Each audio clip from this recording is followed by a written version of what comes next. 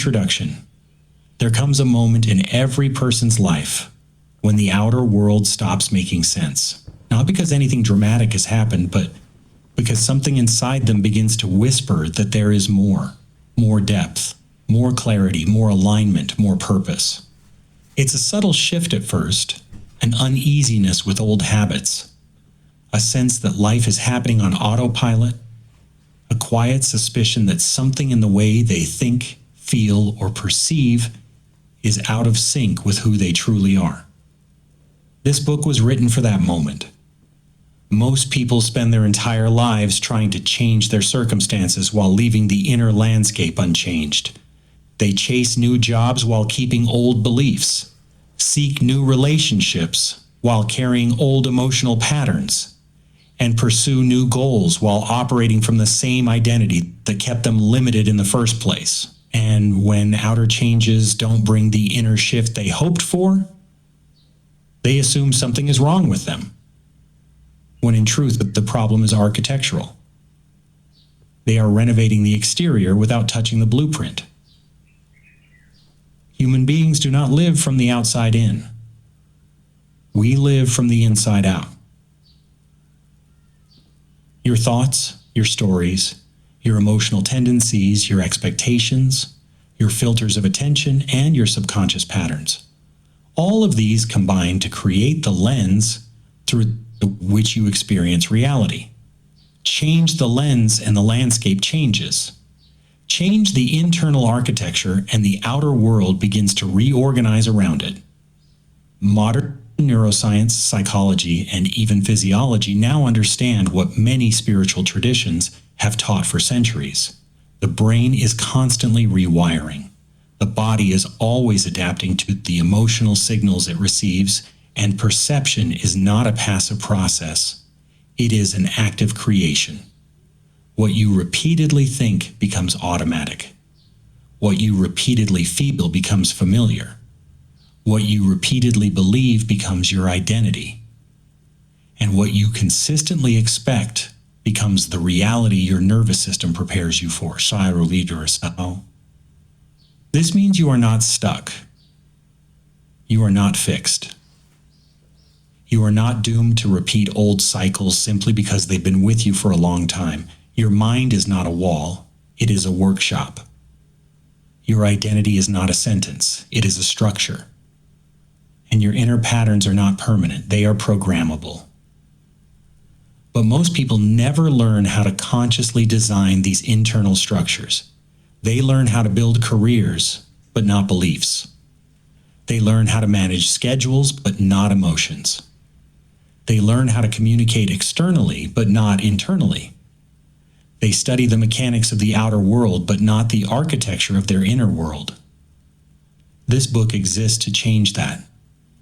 Inside these pages, you will explore how emotions shape perception, how focus programs the reticular activating system, how identity is formed through neural pathways, how subconscious patterns influence behavior, and how intention, visualization, and emotional coherence can shift the direction of your life. You will learn why the brain resists rapid change, how to work with rather than against those mechanisms, and how to gradually align your thoughts, feelings, and behaviors with the version of yourself you want to become. But beyond information, this book is designed to be a guide. At various points, you'll be invited to practice exercises, to pause, to reflect, to rehearse, to visualize, and to step into new emotional states. These practices are not simply inspirational, they are neurological. They help you build the internal architecture that makes outer change not only possible, but inevitable. If you engage with this book fully, you will not just understand your inner world, you will begin to shape it. You will see how much of your life has been governed by unconscious scripts, and how quickly those scripts can shift when brought into awareness. You will discover that identity is far more flexible than you were ever taught, that old emotional patterns are not life sentences, and that your mind is capable of far more than your past suggests. The goal is not to create a new life through force or struggle, but through alignment. When your beliefs, emotions, and actions point in the same direction, effort becomes ease. Clarity replaces confusion, and confidence grows naturally. You stop reacting to life and start creating it. You stop surviving your days and begin shaping them with intention. This is the power of understanding your internal architecture.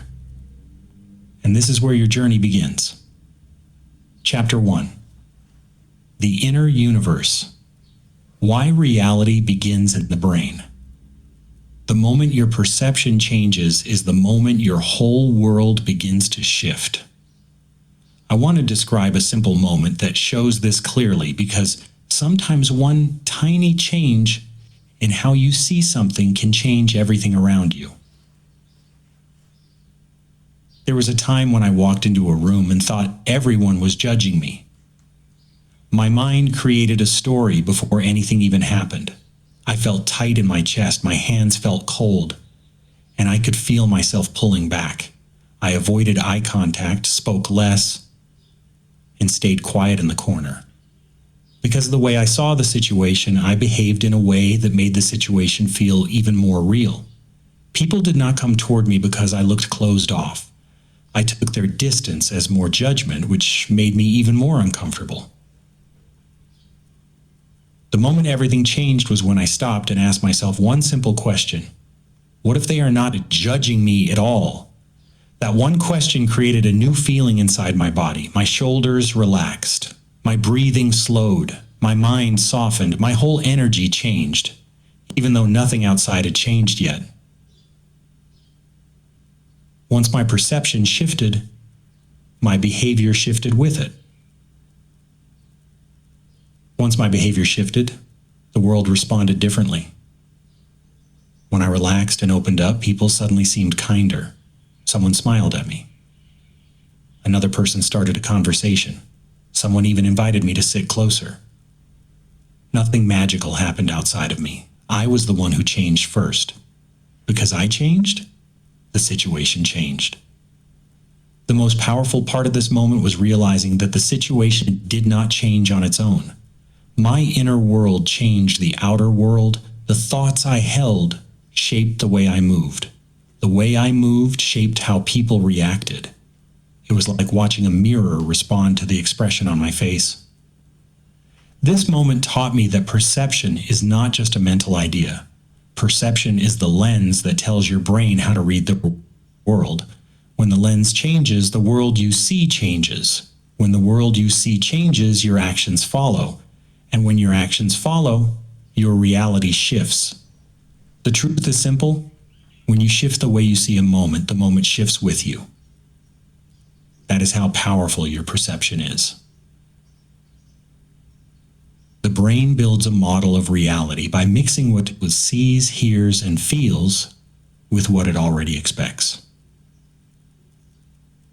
This means you are never seeing the world exactly as it is. You are seeing the world the way your brain thinks it should be. Your brain is always guessing, predicting, and filling in the blanks, even before the information reaches your awareness.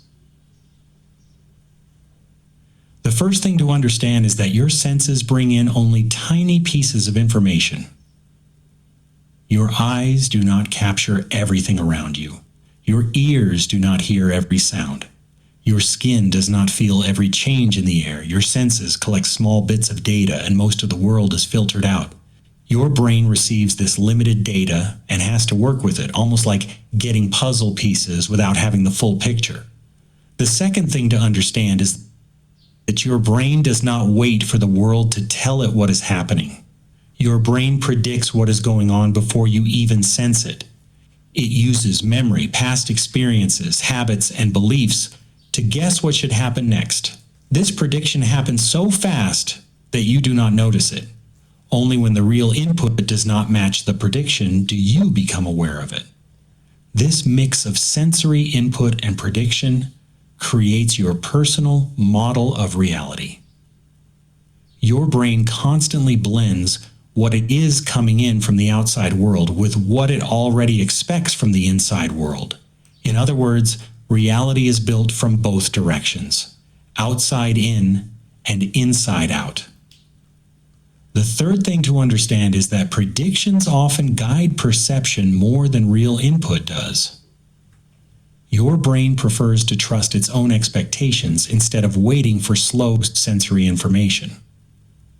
This is why two people can look at the same event and see two totally different things. Their brains are using different past experiences and beliefs to predict what is happening. When your predictions change, your personal reality changes. If you expect kindness, you notice more kindness, and if you expect danger, you see more danger. If you expect opportunity, you find more opportunity. The outer world did not change. Your model of the world did. The model your brain builds becomes the world you live in. This is why changing your inner world can shift your outer experience. Your brain is always building reality from the inside first.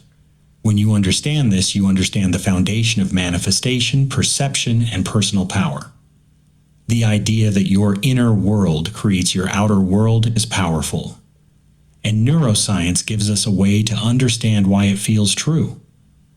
When you look at how the brain works, you see that every moment of your life is shaped by what is happening inside your mind. Your thoughts, beliefs, memories, and emotions do not simply sit in your head.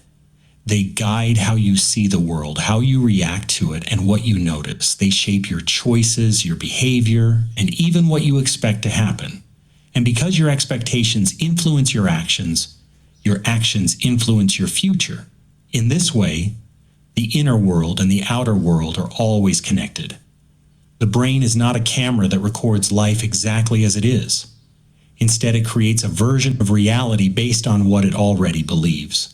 Neuroscientists call this a predictive brain. This means your brain is always guessing what will happen next, and then comparing that guess with what your senses bring in. If the brain's guess is close enough, it accepts its own prediction as reality. This is why two people can experience the same event, but walk away with completely different stories. They were not seeing life with their eyes, they were seeing it with their minds. Your beliefs play a huge role in this process. A belief is not just a thought you repeat. A belief is a strong pathway in your brain. When you believe something deeply, your brain uses that belief as a filter. If you believe people are kind, you notice kindness. If you believe the world is hostile, you notice threats. The outside world did not change, the filter changed. Over time, this forms your personal version of reality. Your inner world also guides your attention. You cannot notice everything around you. There is too much information. So the brain chooses. It picks what matches your inner patterns. This means your beliefs decide what you see and what you ignore. Life may offer you opportunities, but if your inner world is filled with doubt, fear, or limiting beliefs, those opportunities may pass right in front of you and never register in your awareness. Neuroscience also shows how thought and emotion shape the brain itself. Every time you repeat a thought, the brain strengthens the pathway that thought travels on. This is called neuroplasticity. Strong thoughts become strong neural circuits. They become habits of mind, and habits of mind become habits of life. This is why inner change often leads to outer change. Your brain changes first, then your behavior changes, then your life changes. But the idea that the inner world literally creates the outer world goes further than neuroscience currently proves. Science supports the idea that your inner world shapes your perception, your choices, and the meaning you give to events. Science supports the idea that your beliefs guide your attention and shape your emotional experience. Science supports the idea that your inner world changes your actions, and your actions change your environment. Science does not yet prove that your thoughts alone can create physical events without action. It does not show that thinking about a car will make the car appear. It does not claim that emotions attract material objects by themselves, but it does show something extremely powerful. Your inner world shapes the reality you experience, and the reality you experience shapes the reality you build. A helpful way to understand this is to think of two layers of outer world. There is the world your brain creates for you through perception. And there is the physical world outside of you. Your inner world has a huge influence on the first layer. And because that first layer guides your behavior, it also influences the second layer. Your thoughts will not magically bend the laws of physics, but they will bend the path of your life. In many ways, the spiritual idea and the scientific idea are describing the same thing from two different angles. Spiritual teachers say your inner state shapes your life. Neuroscience says your beliefs, emotions, and expectations shape your perception and behavior. Both describe a chain reaction that begins inside you and ends outside of you. The deepest truth may be this: your inner world is the beginning of every outer experience you have. Change what is happening inside you, and you change what becomes possible outside of you. Attention is like a spotlight that tells your brain what matters right now. Even though there are thousands of sights, sounds, and details around you at every moment, your brain cannot absorb all of them. It would be overwhelming. So attention steps in and chooses. It points the light at one thing and leaves the rest in the dark. Whatever the spotlight touches becomes your experience. Whatever stays in the dark might as well not exist. Your attention does not move by accident. It follows your thoughts, your beliefs, your fears, and your desires. If you believe the world is dangerous, your attention looks for danger.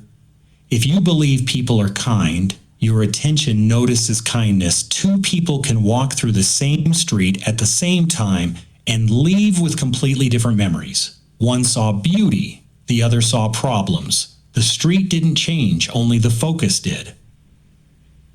Attention also creates emotional reality.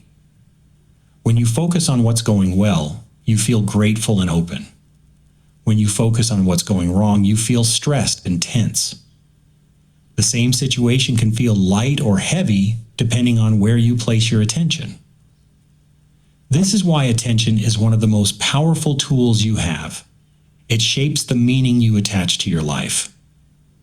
Over time, attention builds your habits and your identity. Whatever you keep paying attention to becomes stronger in your brain. Neurons that fire together wire together, and the things you repeatedly focus on create strong pathways. If you often pay attention to your weaknesses, those pathways grow. If you focus on your strengths, those pathways grow instead. Your inner world slowly takes the shape of what you repeatedly notice.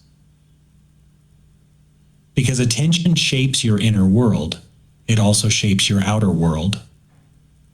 What you focus on guides the choices you make, the people you approach, the opportunities you see, and the risks you ignore. Your attention becomes the bridge between your thoughts and your life. It decides what you notice, and what you notice becomes what feels real.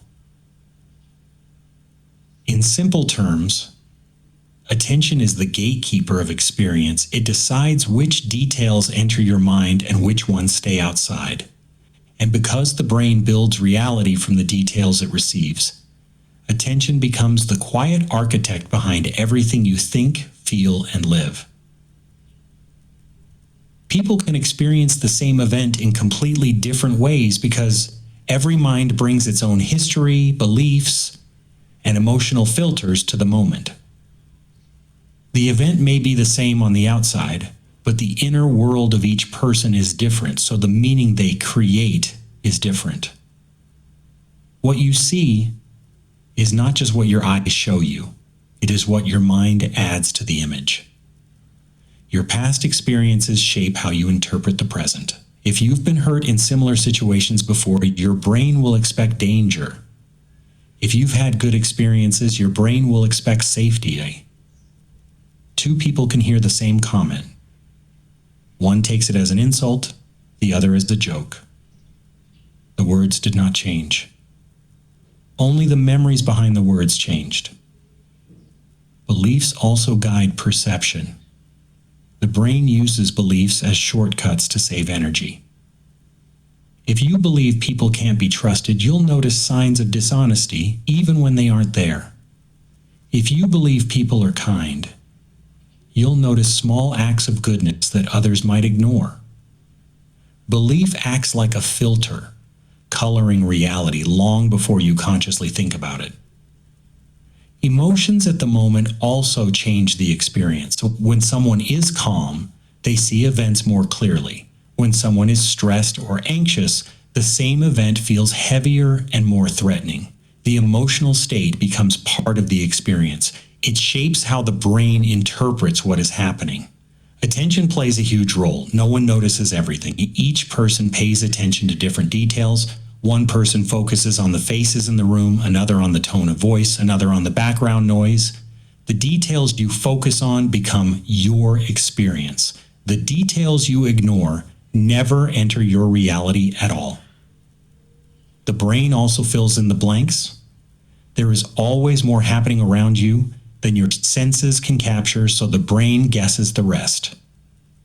It fills in the gaps based on memories, expectations, and patterns. Two people with different expectations will have different guesses. Their minds build different versions of the same moment. Identity shapes interpretation too. A confident person might see a challenge as exciting. A fearful person might see the same challenge as dangerous. The event is the same. The meaning is not. Who you think you are changes how the world looks. All of this shows that perception is not a passive process. It is active, it is creative, it is personal. People do not simply react to reality, they build their own version of it in their minds. This is why the same event can feel joyful to one person and painful to another. The outside world presents the moment, but the inside world decides what the moment becomes. Imagine walking into a giant library where millions of books sit on endless shelves. But the librarian will only hand you a few at a time. This librarian is your brain. The library is the outside world, full of sounds, colors, movements, conversations, and tiny details happening all at once. You cannot read every book. You cannot even hold them. So the librarian chooses for you. But the librarian does not choose randomly. It gives you the books that match your interests, your past stories, your fears, and your hopes. If you've been thinking a lot about success, the librarian finds books about opportunities. If you've been worried about failure, it hands you books that warn you about mistakes. The same library, the same shelves, the same endless options. Yet each person receives a different stack of books. This is how sensory filtering works. Your brain receives far more information than it can handle, so it filters most of it out. It picks only the pieces that seem important based on your inner world. Someone who loves nature might walk down a street and notice the trees, the sky, and the breeze. Someone who feels unsafe might notice shadows, loud voices, and exits. Both walk through the same library, but their librarians handed them different books. The brain's filter is always on even though you don't feel it working. It sorts through millions of signals every second and keeps only what fits your current state of mind. This is why two people can live in the same environment and have completely different experiences. Their filters chose different pieces of reality to let in. A filter is not the whole truth. It is just the version of truth the brain thinks you need right now. And because the filter relies on your beliefs and expectations, changing your inner world slowly changes the books your librarian hands you. It changes what you notice and what you notice becomes the life you experience. Trauma changes the way the brain builds reality, shaping an inner universe that no longer feels safe or predictable. When someone goes through a painful or frightening event, the brain learns very quickly. It creates strong pathways linked to fear, danger, and survival. These pathways become the new filters through which the person sees the world. Even long after the event is over, the brain may continue to act as if the danger is still present. Trauma teaches the brain to expect threats everywhere. In a healthy state, the brain checks the environment first and reacts to what is actually happening. But after trauma, the brain reacts to memories before it looks at the present. A loud noise, a certain smell, or even a tone of voice can feel like a real threat even when nothing dangerous is happening. The outer world hasn't changed, but the inner world has become more alert, guarded, and sensitive. The emotional centers of the brain become overactive. Areas like the amygdala stay on high alert, scanning for danger at all times. This makes small stressors feel big. It makes neutral events feel risky. It makes normal life feel overwhelming. The brain becomes a smoke alarm that goes off even when there is no fire. At the same time, trauma can weaken the parts of the brain that help with clear thinking. Regions that control reasoning, planning, and staying calm, like the prefrontal cortex, may become less active. This makes it harder to separate past from present. It also makes it harder to challenge fearful thoughts, even when you know the fear doesn't match the situation. Trauma also changes the belief system, which is the core of the inner universe. Someone who once believed the world was safe may start to believe the world is dangerous. Someone who believed they were strong may begin to feel powerless.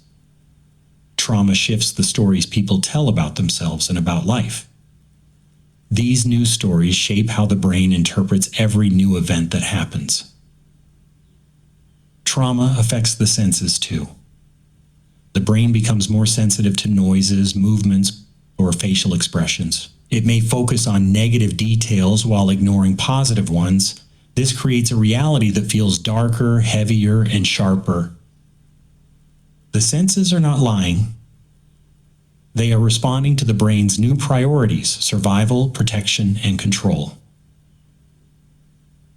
Even the inner sense of time changes. Past and present can blend together. Old memories can feel like they're happening right now. The brain does this to keep the person alert, but it also traps them in a loop where the old pain feels new again and again. This inner universe becomes tight, small, and filled with boundaries meant to keep danger out. But those same boundaries also keep joy, trust, and connection out. The person may feel distant from others, distant from themselves, and distant from life. They are living through a filter built by pain. But the brain can change again. Just as trauma reshaped the inner universe, healing can reshape it too. Safety, connection, and new experiences can begin to create new pathways. Over time, the brain learns that the danger is over. The inner world becomes more open, more balanced, and more peaceful. The universe inside begins to expand again.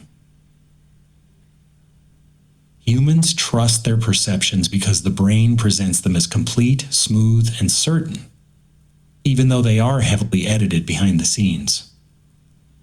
The brain never tells you, "I guessed this," or "I filled in the blanks," or "I filtered out most of the information." Instead, it shows you a finished picture that feels real. You don't see the process, you see the result, and the result feels solid. The brain edits reality to keep you moving through life without confusion or overload. If the brain showed you every detail, every sound, every color, every sensation, and every possibility at once, you would freeze. Life would feel chaotic. So the brain simplifies the world by choosing what to keep and what to ignore. It fills gaps, completes patterns, and smooths out missing pieces. It does all this automatically so you can focus on living, not on decoding endless information. Because the brain hides the editing process, the finished image feels natural and trustworthy. You never sense the cuts, filters, or guesses. You don't feel the brain deciding which details matter or how to color them with emotion. You only see the final version, and it comes with a strong feeling of certainty. This feeling of certainty makes perception feel like truth. Humans also trust their perceptions because perception kept our ancestors alive. When they saw danger, they had to react quickly. There was no time to question the accuracy of the perception. Survival required fast decisions, not perfect ones. This means our brains evolved to create a reality that feels reliable, even if it's not always accurate. Confidence mattered more than precision. Memory supports this trust as well. When people remember past events, the brain edits those too, filling in gaps, reshaping details, and changing the tone of the memory. But because the memory feels vivid, we trust it. The brain gives us an illusion. Not only does it create our present reality, it also edits our past realities to fit our current beliefs. And because both the present and the past feel solid, we believe our perceptions are correct. Emotion adds another layer of certainty. When you feel something strongly, the feeling makes the perception seem even more true. If you feel scared, the world looks dangerous. If you feel angry, the world looks unfair. The emotional charge makes the perception stick, and you trust it even more. You don't question it, you feel it. Humans also trust their perceptions because they rarely experience direct contradictions. Most of the time, the brain makes accurate enough predictions. You don't walk into walls, you recognize faces, you understand language. Your senses work well enough that the world responds in expected ways. This consistency builds confidence in your mental model of reality. And once people trust their perceptions, they build identities around them. They say, I know what I saw, or I know what I felt, because doubting perception feels like doubting themselves. The brain wants a steady story. It wants a stable self. It wants a world that makes sense. Trusting perception gives us that stability, even if the perception is incomplete. In the end, humans trust their perceptions because the brain is a master storyteller that hides the editing room. It creates a world that feels complete, even though it is stitched together from guesses, memories, expectations, and selective attention. We trust it because it feels true, not because it is perfect. Manifestation teachings fit into the brain's predictive nature because the brain is always trying to match its inner expectations with the world outside.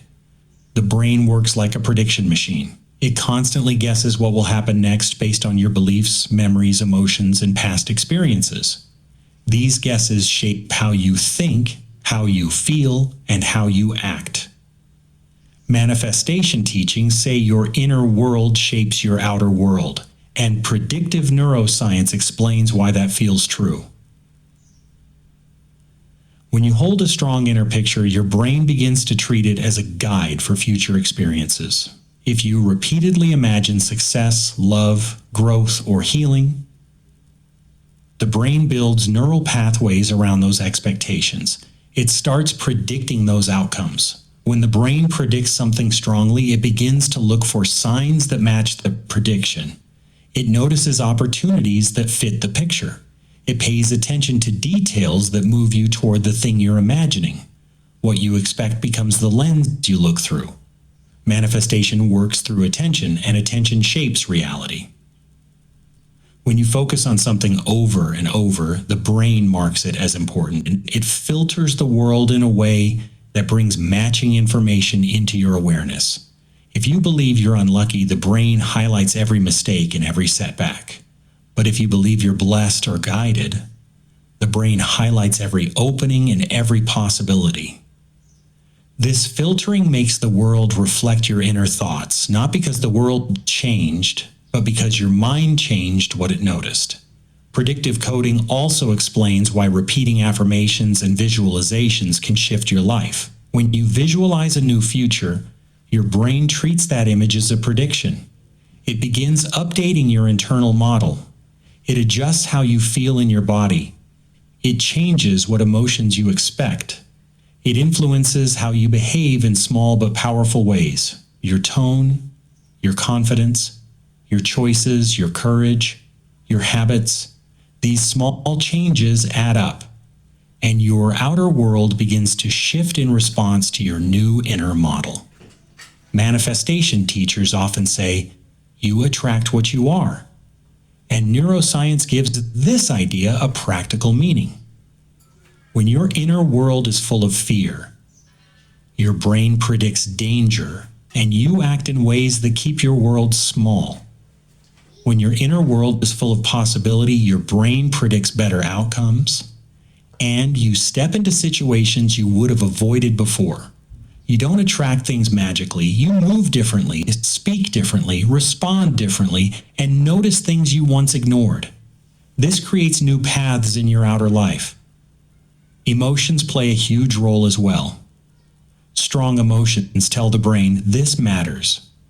When you combine a thought with emotion, the brain takes it seriously. This is why visualization works best when you feel the emotion of the imagined future. Emotion turns a wish into a prediction. And once the brain predicts something, it tries to make the outside world match the inside world. Your self-image acts as a prediction too. If you see yourself as unworthy, the brain predicts rejection. If you see yourself as capable, the brain predicts success. You then behave in ways that confirm the prediction, which makes the prediction feel even more true. Manifestation teachings say, you must become the person who already has the thing you want. Neuroscience says the brain must build a new identity pathway before you can act differently. The two ideas fit together. Manifestation. Teachings also align with how the brain handles uncertainty. When you believe in a positive outcome, your brain takes more risks, tolerates discomfort better, and stays calm in situations that would normally trigger fear. This changes how events unfold.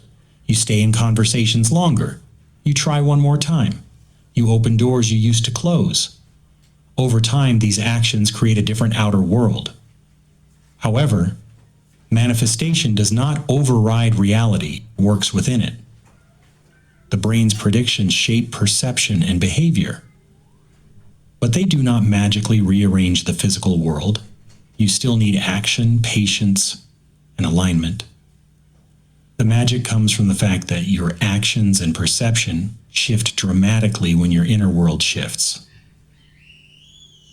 In this way, manifestation teachings and neuroscience are two languages describing the same process. One speaks spiritually, the other speaks scientifically, but both agree on the core truth. Your inner world sets the blueprint.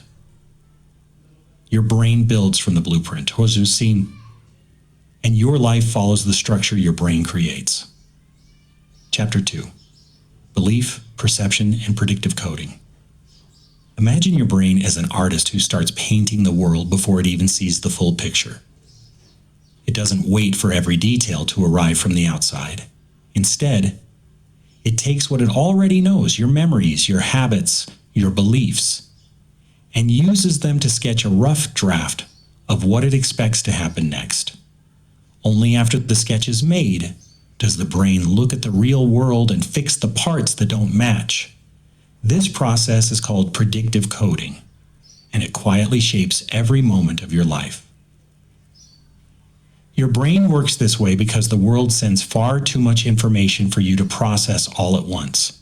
Every second, your eyes, ears, skin, and other senses send a flood of signals. If your brain tried to deal with all of them raw and unfiltered, your experience would feel slow and overwhelming. So the brain takes a shortcut. It guesses first. It predicts what you're about to see or hear based on past experience, and then it checks if the guess was close enough. When the prediction is correct, your experience feels smooth and natural. You don't have to think about every step you take or every object in front of you. Walking into your house at night is a simple example of this. You already expect where the furniture is, so your brain fills in the scene automatically. You don't examine each chair or table one by one. Your prediction guides you. But when the prediction is wrong, your brain immediately tries to adjust the story. If someone moved a chair and you bump into it, your brain gets a message saying, "This wasn't supposed to be here." That surprise is what scientists call a prediction error. These moments push your brain to update its expectations so that the next time, the prediction will be closer to the truth. This blend of guessing and checking is happening constantly, even though you rarely notice it. It shapes the sounds you hear, the people you trust, the things you fear, and the meanings you attach to every situation. The brain does not simply record reality like a camera, it builds it moment by moment using its best guesses. Because your predictions come from your inner world becomes the lens you see life through. Someone who has experienced kindness expects it and notices it. Someone who has been hurt expects danger and sees threats more clearly. Both are using predictive coding, but their predictions come from different histories. This is why two people can look at the same event and feel something completely different. Their brains are painting different pictures from the same pieces of reality. Predictive coding shows that perception is not passive. It is active, creative, and deeply shaped by what's already inside you. You rarely see the world exactly as it is. You see a version of it your brain believes is most likely. Your senses then correct that version just enough to keep you aligned with what is actually happening. In simple terms, you experience the world as a conversation between your expectations and your senses. And the better your expectations become, more open, more balanced, more hopeful, the more clearly you can see what's possible in your life. Think of your assumptions as the tinted glasses you forget you're wearing. You walk through the world believing you're seeing everything clearly, but the color of the lenses quietly changes how everything looks. You may not notice the tint, but it shapes your experience in every moment. When you expect people to be friendly, you interpret a stranger's smile as warm. When you assume people are cold or judgmental, that same smile might feel forced or suspicious. Nothing in the outside world changed, only the lens did. Your brain uses assumptions because they make life faster and easier to navigate. Every day you face situations you've seen before, conversations, routines, familiar places, repeated challenges. Instead of starting fresh each time, your brain pulls out its old predictions and uses them as shortcuts. It assumes this is how things usually go, and then fills in the rest. This automatic process saves mental energy, but it also means you are seeing the world through the filter of yesterday. Assumptions influence what you notice. If you assume a meeting will be stressful, you pay extra attention to every sigh, every pause, and every raised eyebrow. You're scanning for danger because your brain predicted it. On the other hand, if you assume the meeting will be positive, your mind highlights encouraging signs instead, someone nodding, someone taking notes, someone agreeing with you.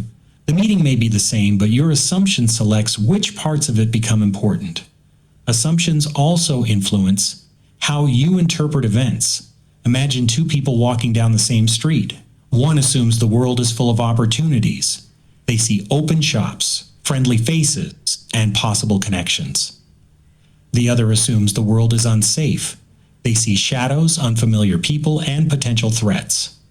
Both are looking at the same environment, but their brains are telling two different stories.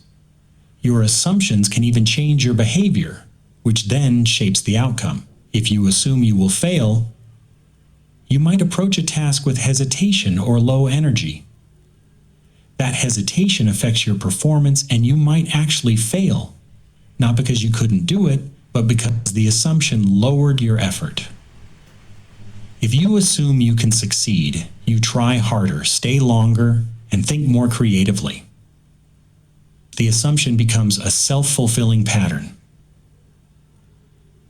Most assumptions operate quietly in the background, which is why they feel like reality rather than guesswork. You don't think, "I'm assuming people won't like me." You simply feel nervous walking into a room, and the brain treats that assumption as truth. It's only when you slow down and question your reactions that you start to see how much of your experience is shaped by inner expectations, not the outside world itself. When you begin noticing your assumptions, you take back control of your perception. Instead of letting old beliefs choose what you see, you can ask yourself, is this something I know, or is this something I'm assuming? That simple question can clear the lenses, even if just a little, and help you see the moment more honestly.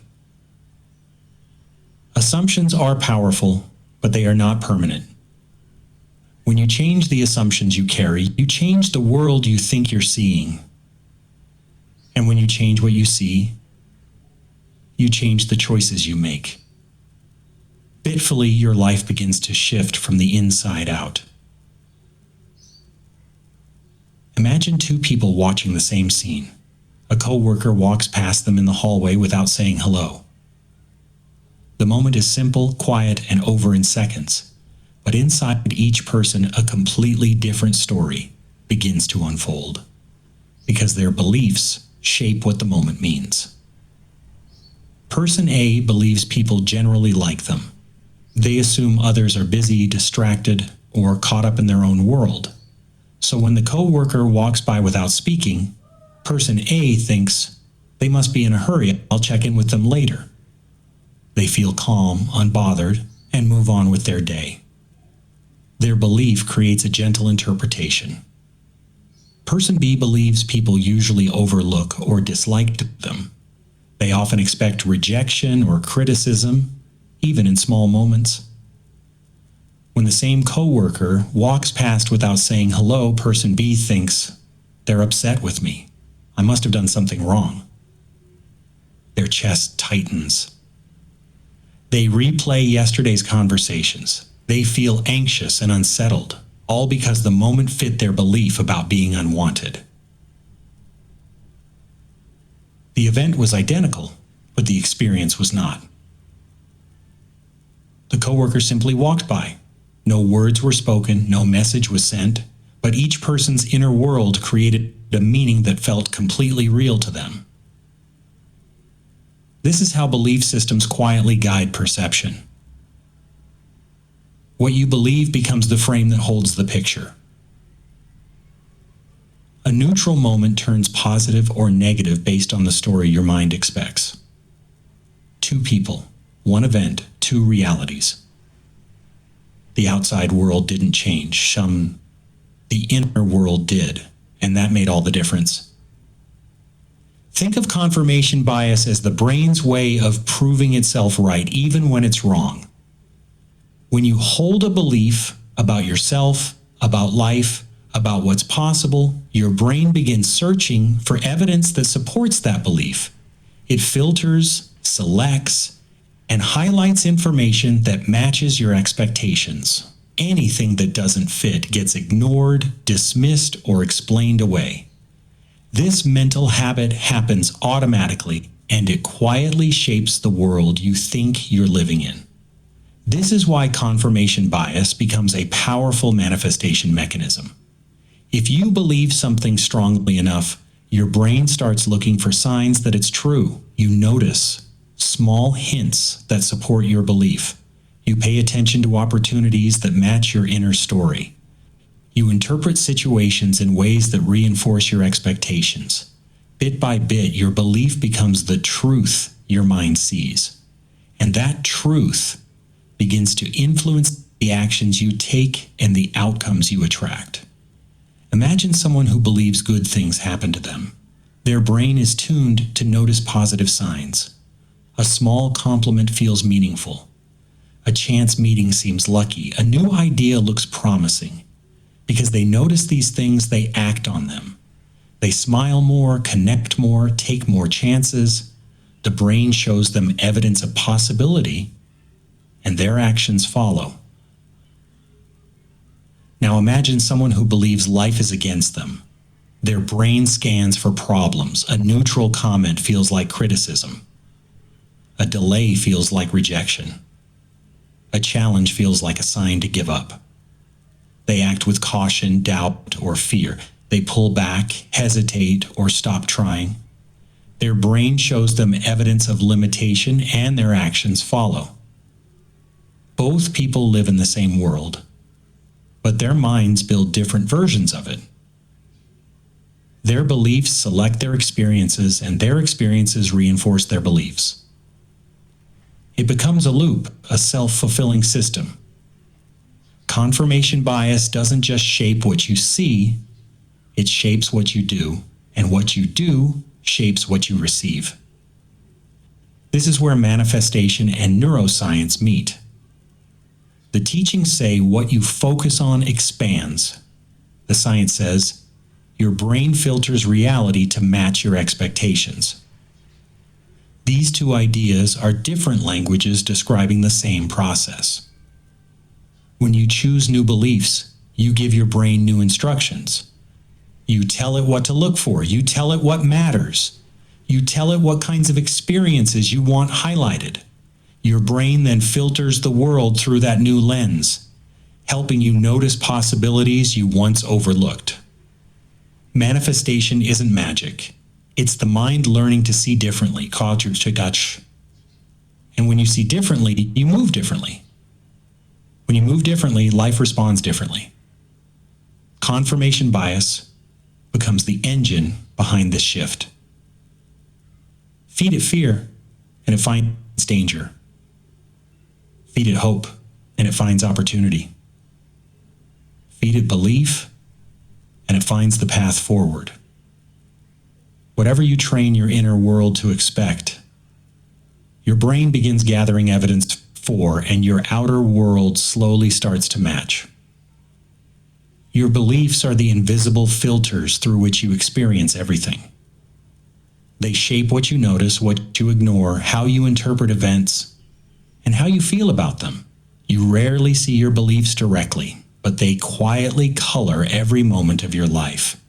They act like tinted glass between you and reality, changing how the world looks without you realizing you're looking through something.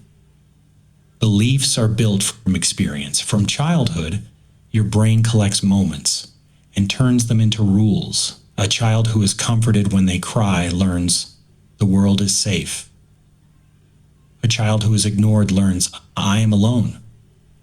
Those lessons settle deep inside, not as thoughts you repeat, but as filters your brain uses to predict how life works. Over time, the beliefs become automatic, running silently in the background. Once a belief forms, the brain uses it to organize all new information. It says, does this fit what I already believe? If it does, the brain accepts it. If it doesn't, the brain often ignores or reshapes it. This is how beliefs stay alive, even when reality offers evidence that could change them. A person who believes I'm not good enough will unconsciously find proof of that belief everywhere. A small mistake, a comment taken the wrong way, or a missed opportunity. Meanwhile, the same person might completely overlook moments of success or praise because those don't fit the filter. In this way, your beliefs sculpt your perception. You don't experience the world directly, you experience your interpretation of it. Every sound, every face, every challenge passes through the web of meanings your mind has already woven. Someone who believes the world is kind will interpret a stranger's glance as friendly. Someone who believes people are cruel might see that same glance as mocking. The outer event is identical. The inner filter changes the story. Beliefs also guide behavior, which makes them even more powerful. When you expect rejection, you act more cautiously, speak less openly, and take fewer risks. Those actions often create the very distance or coldness you feared, which then strengthens the belief. When you expect acceptance, you behave with more warmth and confidence, and people respond to that energy in kind. Slowly, your filter becomes your world. These filters don't only affect what you see, they affect how you feel. The brain's emotional centers respond to beliefs as if they are real events. If you believe life is full of danger, your body stays tense, your heart races easily, and your nervous system remains on guard. If you believe life supports you, your body relaxes, your breath deepens, and your system moves toward calm. Your emotions, physiology, and perception all align with your beliefs. Changing these filters begins with awareness. You can't remove what you can't see. When you catch yourself reacting strongly to a situation, ask, what belief is this reaction protecting? You might uncover old ideas that no longer serve you, beliefs inherited from parents, teachers, or past pain. Recognizing them allows you to question them, and questioning them loosens their hold.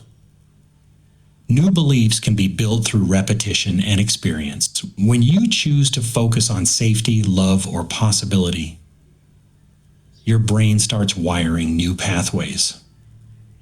At first, they feel weak and uncertain. But the more you feed them, through thought, feeling, and action, the stronger they grow. Eventually, the new filters replace the old ones, and you begin to see a world that feels different, even though the world itself hasn't changed. Your beliefs are the architects of your reality. They design the structure through which all experience flows. Change the design, and everything you see, feel, and live begins to shift. The most powerful transformation doesn't start outside of you. It starts by changing the filters inside your mind. Neville Goddard taught that your assumptions, what you accept as true inside yourself, shape the world you experience. From his point of view, the inner state comes first, and the outer world rearranges itself to match it. When you look at this idea through the lens of predictive processing in neuroscience, something surprising happens. The two perspectives fit together more closely than you might expect.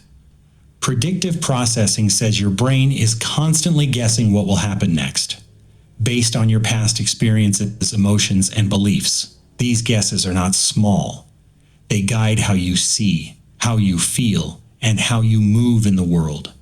Your perception is not simply a record of what's in front of you. It is a blend of sensory input and the brain's predictions about what should be there. Neville's assumption works the same way.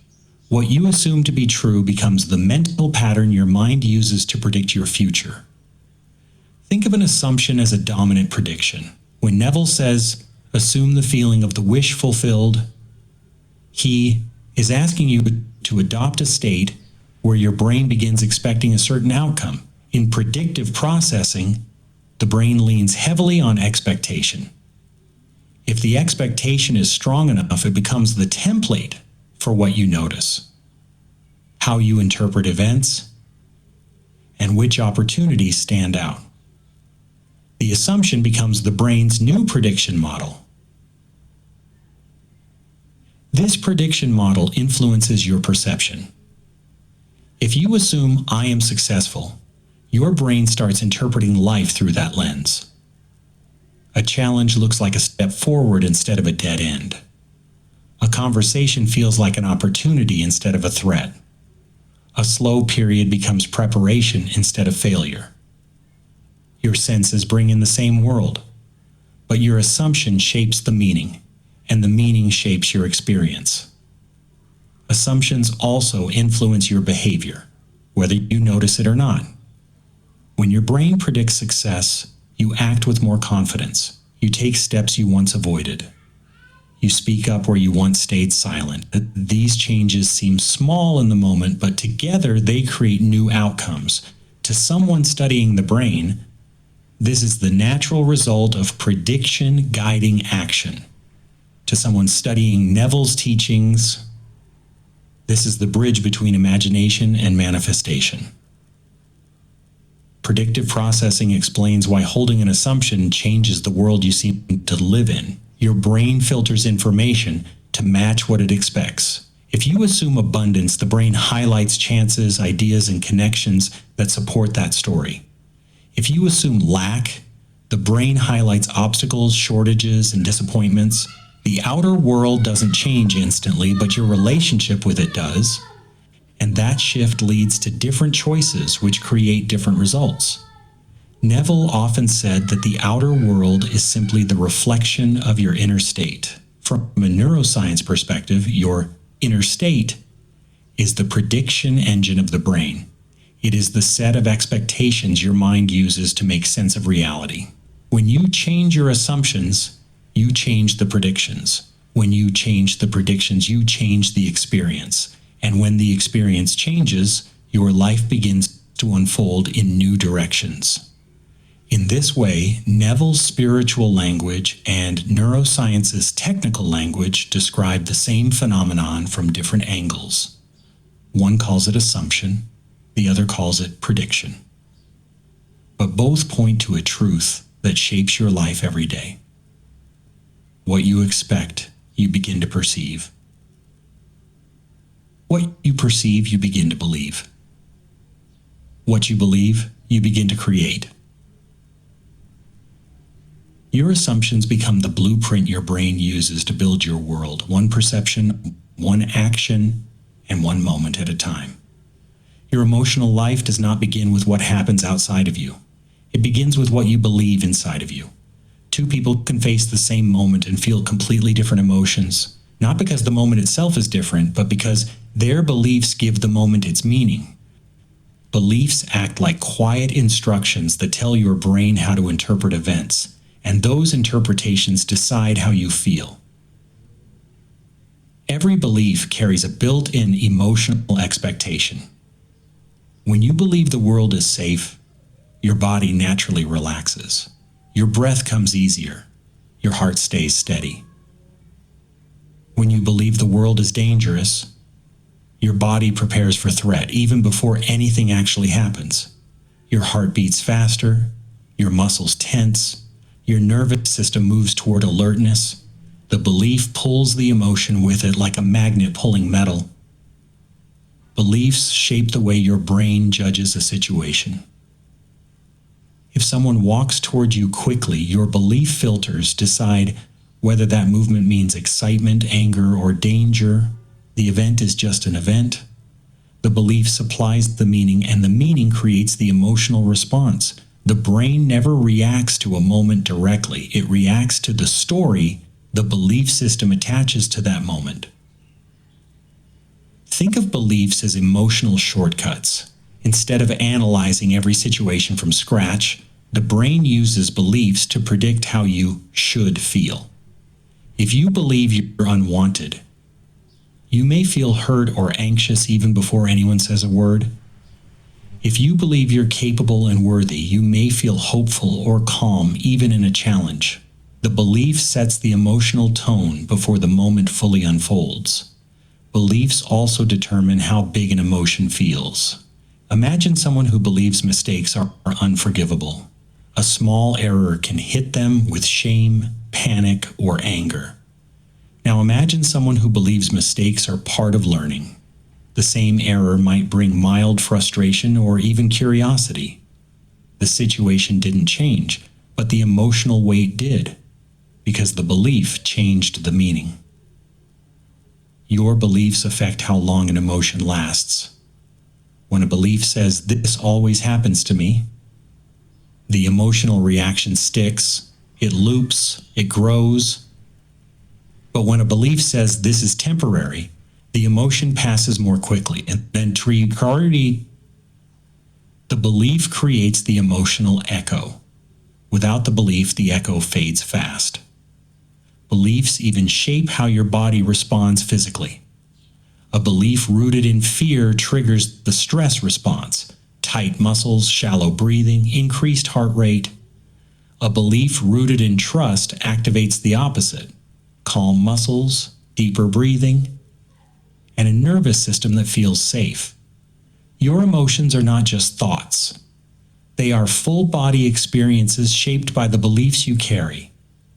Changing emotional patterns begins with changing beliefs. You cannot force your emotions to behave, but you can question the beliefs that create them. When you examine your emotional reactions, you often discover that the belief behind them is old, inherited, or no longer true. The moment you see the belief clearly, you loosen its control. And when the belief shifts, the emotional response shifts with it. Beliefs are the architects of your emotional world. They choose the colors, the structure, and the tone of the feelings you live with every day. Change the belief, and you change the emotion. Change the emotion, and you change the experience of your life. Lena had always carried a quiet belief that she wasn't the kind of person good things happen to. It wasn't something she said out loud. It was just a feeling she lived with, soft, heavy, familiar. When friends talked about promotions, trips, or new chances, she would smile for them, but inside she thought, things like that don't come to me. Because of that belief, Lena kept her head down. She did her work, avoided attention, and let opportunities pass like trains she'd never dare to board. One evening, while scrolling on her phone, she came across a short quote: "You see what you're ready to see." The words hit her harder than she expected. She wondered what she might be missing simply because she assumed life had nothing special for her. That night she decided, just as an experiment, to try a new belief. Good things show up for me too. It felt strange, almost pretend, like trying on clothes that didn't fit yet.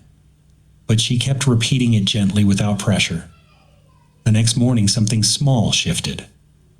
On her way to work, she noticed a flyer on a cafe wall advertising a weekend workshop for creatives. She passed that cafe every day and had never seen it before.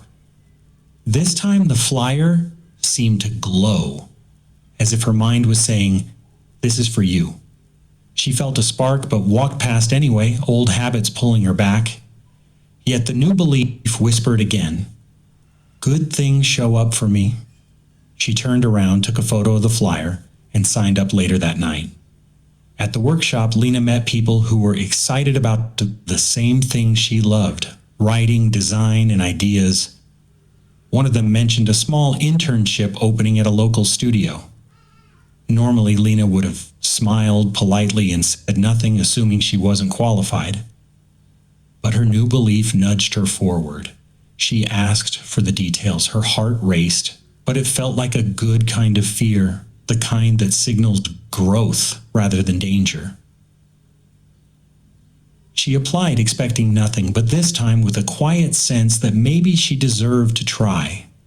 A week later, she received an email inviting her to interview.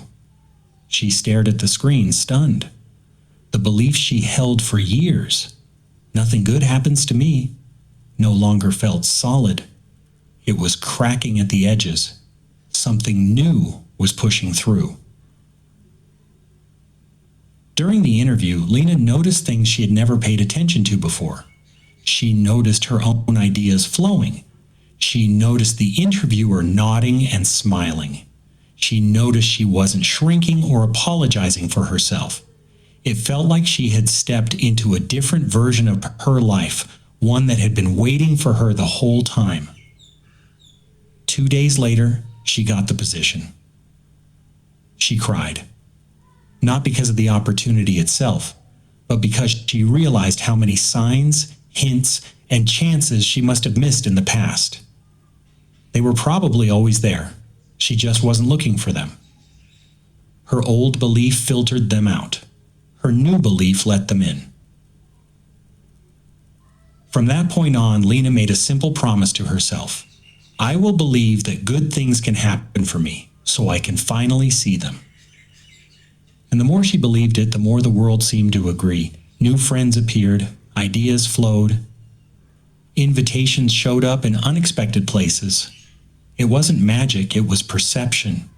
It was her mind unlocking parts of the world she had been blind to for years. By changing a belief, Lena didn't change the world. She changed the version of the world she could see. Expectations play a big role in how the brain understands the world. Your mind doesn't wait to examine every detail that comes through your senses. It starts by using what you already believe and what you expect to happen. These expectations act like a filter that shapes what you notice, what you ignore, and how you make sense of events.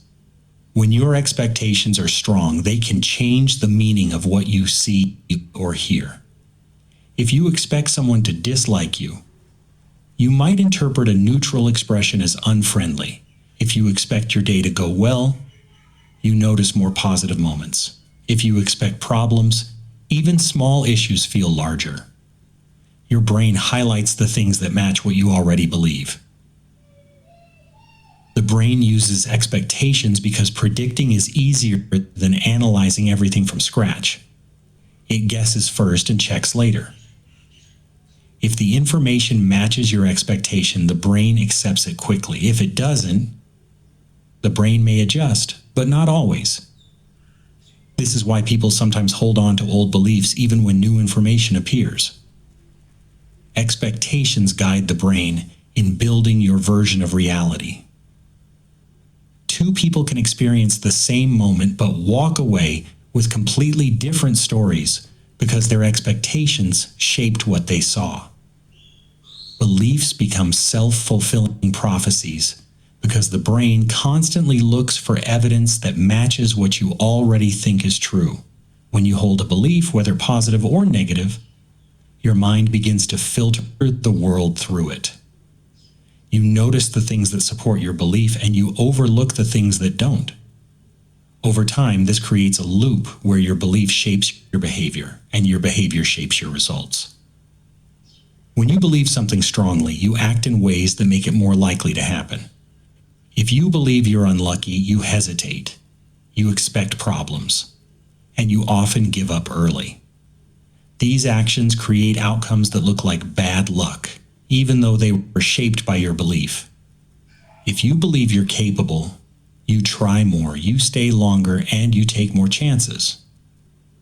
These actions bring better results, which makes you believe in yourself even more. The brain also uses beliefs to predict what will happen next. Once a belief is formed, your mind looks for ways to prove it right. This is why people can live very different lives based on what they expect from themselves and from the world. A belief doesn't just sit in your mind, it guides your choices, your attention, and the meaning you give to every experience. Over time, your belief becomes your reality. Not because the world changed, but because you responded to the world in a different way. This is how beliefs quietly grow into self-fulfilling prophecies. Chapter 3. The biology of belief. Thoughts trigger biological cascades in the body because every thought is connected to the brain's chemistry. When you think about something, your brain reacts as if it is real. It sends signals through your nervous system, and these signals tell your body how to respond. A single thought can change your heart rate, your breathing, your hormones, and even your immune system. When you think a stressful thought, the brain releases chemicals like cortisol and adrenaline. These chemicals prepare your body for danger. Your muscles tighten, your heartbeat gets faster, and your whole system moves into a fight or flight state. Even if the danger is only in your mind, your body still reacts as if it's happening right now. When you think a peaceful or positive thought, the opposite reaction happens. Your brain releases dopamine, serotonin, and oxytocin.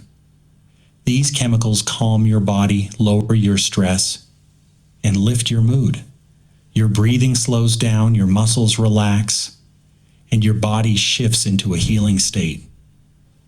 This shows that the body listens to the mind all the time. Constant negative thinking can drain your energy and weaken your health, while steady positive thinking can support healing and balance. Your thoughts aren't just ideas, they are signals that create real changes in your body. Epigenetics is the idea that your genes are not fixed or unchangeable. You are born with a set of genes, but the way those genes behave can change based on your environment, your habits, and even your thoughts. This means your lifestyle can tell your genes to turn on or off. A simple way to understand it is to imagine your genes as light switches in a house. You cannot change where the switches are, but you can decide which ones are on and which ones stay off. The food you eat, the sleep you get, the stress you feel, the relationships you have, and even your mindset all act like fingers touching those switches. When you live under constant stress, certain switches turn on that increase inflammation and weaken your health. When you feel calm, supported, or hopeful, other switches turn on that help your body repair, grow, and stay balanced. The genes themselves don't change. What changes is how active they are. Epigenetics shows that your body is always responding to your inner and outer world. It means your past is not your fate, and your biology is more flexible than you may have been taught. You are influencing your health every day through the signals you give your body. Emotional states can influence gene expression because your feelings change the chemical signals flowing through your body. When you feel an emotion, your brain releases certain chemicals that travel through your bloodstream. These chemicals act like messages that tell your cells how to behave, and those messages can turn certain genes on or off. When you experience long-term stress, fear, or worry, your body produces more stress hormones like cortisol. High cortisol doesn't just change how you feel, it changes how your genes operate. It can switch on genes that increase inflammation, weaken your immune system, and slow healing. Over time, this emotional state shapes the way your body functions.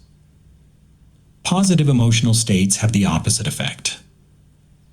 When you feel joy, love, gratitude, or calmness, your brain releases chemicals like serotonin, oxytocin, and dopamine. These chemicals send healthier signals to your cells.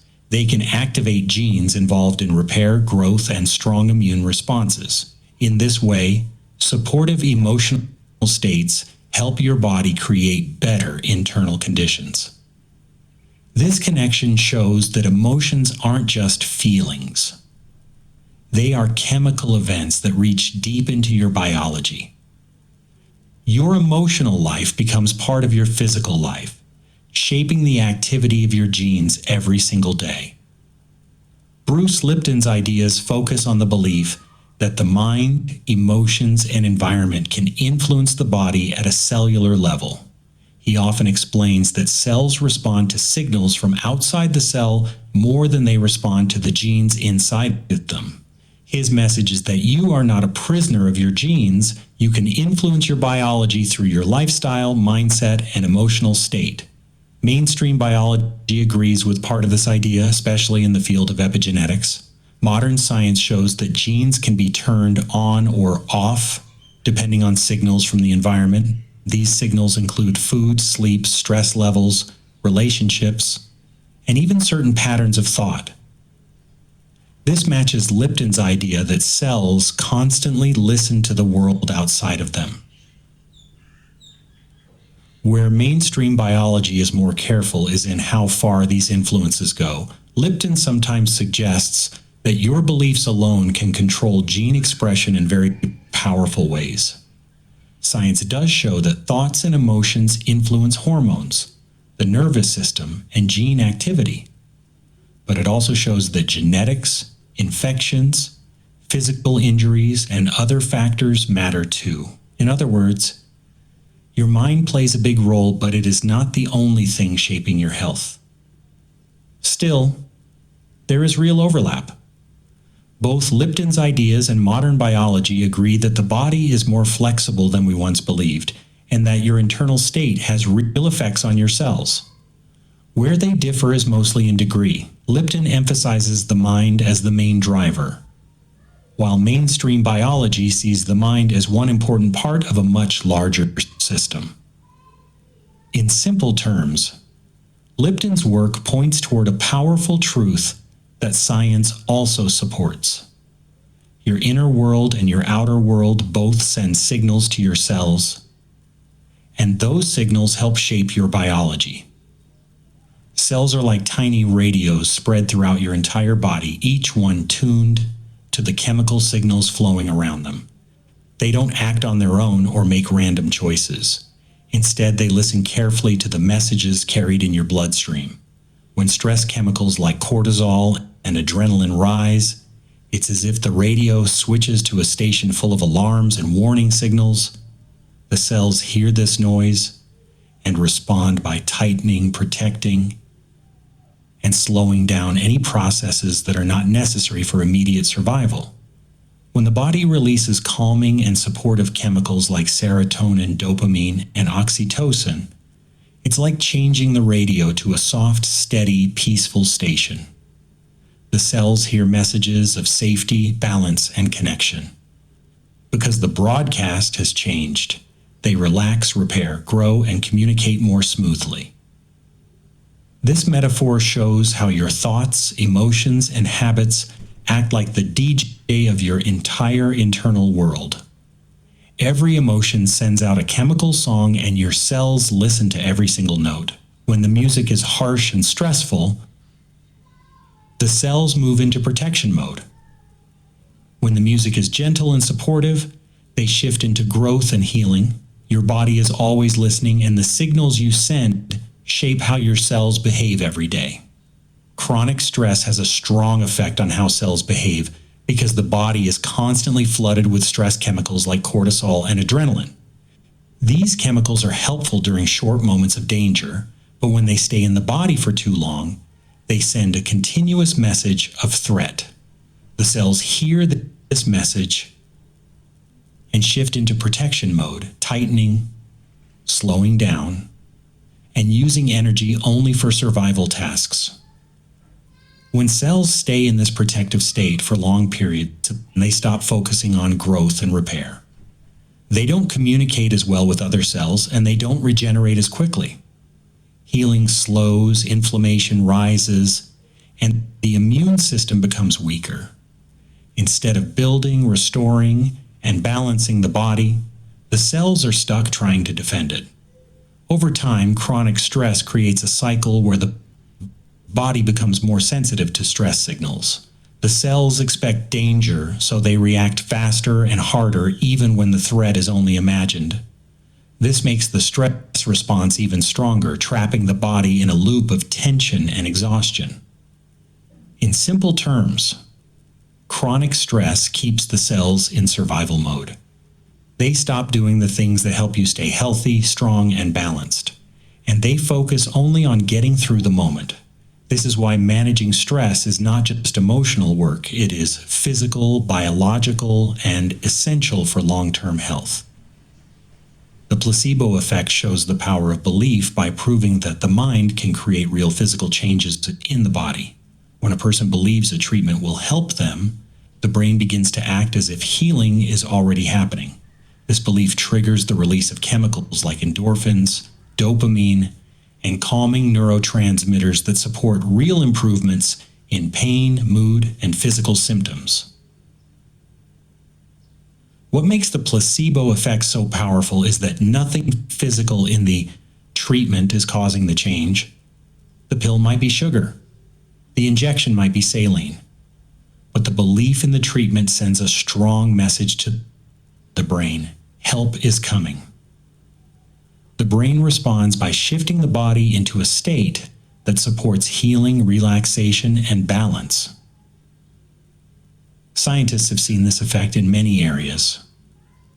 People given placebo pain medication often feel real pain relief. People given placebo antidepressants sometimes feel their mood lift. Even athletes given placebos have performed better because they believed they were stronger or more energized. The expectation of improvement becomes part of the result. The placebo effect doesn't mean healing is fake. It means the mind has the ability to activate real biological changes when it believes those changes are possible. This shows that belief is not just a mental idea, it is a signal that the brain can turn into physical reality. Belief-driven states influence healing because the mind and body are always communicating. When you believe that healing is possible, your brain sends signals that support repair, balance, and recovery. These signals come in the form of chemicals like endorphins, dopamine, and calming neurotransmitters that reduce stress and create the conditions the body needs to heal more effectively. A strong belief in healing also lowers the stress response. When you feel hopeful or confident, your body produces fewer stress hormones like cortisol. Lower cortisol means less inflammation, better immune function, and faster tissue repair. In this way, belief doesn't just change how you feel emotionally, it creates a physical environment inside of your body that makes healing easier. Belief can also change your behaviors. When you feel hopeful, you rest more, eat better, move your body, and take consistent steps toward recovery. These actions strengthen your healing process. When you feel hopeless, you often do the opposite. You give up early, avoid healthy habits, and stay tense or overwhelmed. This slows healing. In this sense, belief shapes both biology and behavior. The body listens closely to the emotional state created by your beliefs. When the mind sends signals of safety, possibility, and trust, the body shifts into repair mode. When the mind sends signals of fear or doubt, the body stays in protection mode. Healing happens most easily when the body feels safe enough to relax, repair, and grow, and belief is one of the strongest signals of safety you can send. Emotional states have a powerful influence on the immune system because the brain and body are constantly exchanging signals. When you experience emotions like joy, gratitude, or calm, your nervous system shifts into a balanced, restorative mode. In this state, your body releases chemicals that support immune activity, helping immune cells communicate more efficiently, track threats, and repair tissue. When you experience negative or intense emotions, especially for long periods, the opposite happens. Chronic fear, frustration, or sadness can cause your brain to activate the stress response again and again. This releases cortisol and adrenaline, hormones that are helpful in short bursts but harmful when elevated over time. High levels of stress hormones suppress immune cell function, reduce antibody production, and make it harder for the body to fight infections or recover from illness. Emotional states also shape your immune system through behavior. When you feel emotionally balanced, you're more likely to sleep well, eat nourishing foods, and move your body, all of which strengthen immune defenses. When your emotional state is low or overwhelmed, these healthy behaviors often drop off, further weakening your immune resilience. In short, the immune system listens to your emotional environment. Positive, grounded emotions help it stay active, responsive, and efficient, while persistent negative emotional states can dampen its ability to protect and heal. Hope and fear may feel like opposite emotions, but their differences run much deeper than mood. They create distinct biological environments inside the body. When you experience hope, even in a small or fragile form, the brain shifts into a state of openness and possibility. It releases chemicals like dopamine and oxytocin that enhance motivation, strengthen social connection, and support learning. These signals tell the body that it is safe enough to grow, repair, and explore. In this hopeful state, The immune system becomes more efficient, inflammation decreases, and the nervous system settles into a rhythm that restores energy instead of draining it. Fear, on the other hand, activates the body's oldest survival circuits. The amygdala lights up, signaling potential danger, and your brain quickly shifts into a defensive mode. Stress hormones like cortisol and adrenaline flood the bloodstream, preparing you to fight, flee, or freeze. This reaction is useful in short bursts, but when fear becomes chronic, it carries a biological cost. The immune system weakens, digestion slows, sleep becomes disrupted, and the body prioritizes survival over healing or creativity. Together, hope and fear act like internal weather systems shaping the chemistry that your cells live in. Hope creates a climate where growth, resilience, and restoration flourish. Fear creates one where survival overrides everything else. Understanding this contrast isn't just poetic, it's biological. Chapter 4. The Neurochemistry of Emotion and Identity. Emotions arise from a dynamic conversation across neural circuits, chemical messengers, and bodily signals. They are not floating feelings that appear out of nowhere. They are constructed experiences, built moment by moment as the brain interprets what is happening both inside and outside the body. At the core of emotional creation are networks like the amygdala, prefrontal cortex, insula, and hippocampus. The amygdala scans for meaning and potential danger. The prefrontal cortex evaluates context, goals, and consequences. The insula monitors bodily sensations, heartbeat, breath, gut tension, and translates them into a sense of this feels good or this feels bad. The hippocampus brings memories into the mix, helping the brain interpret whether a situation resembles something from the past.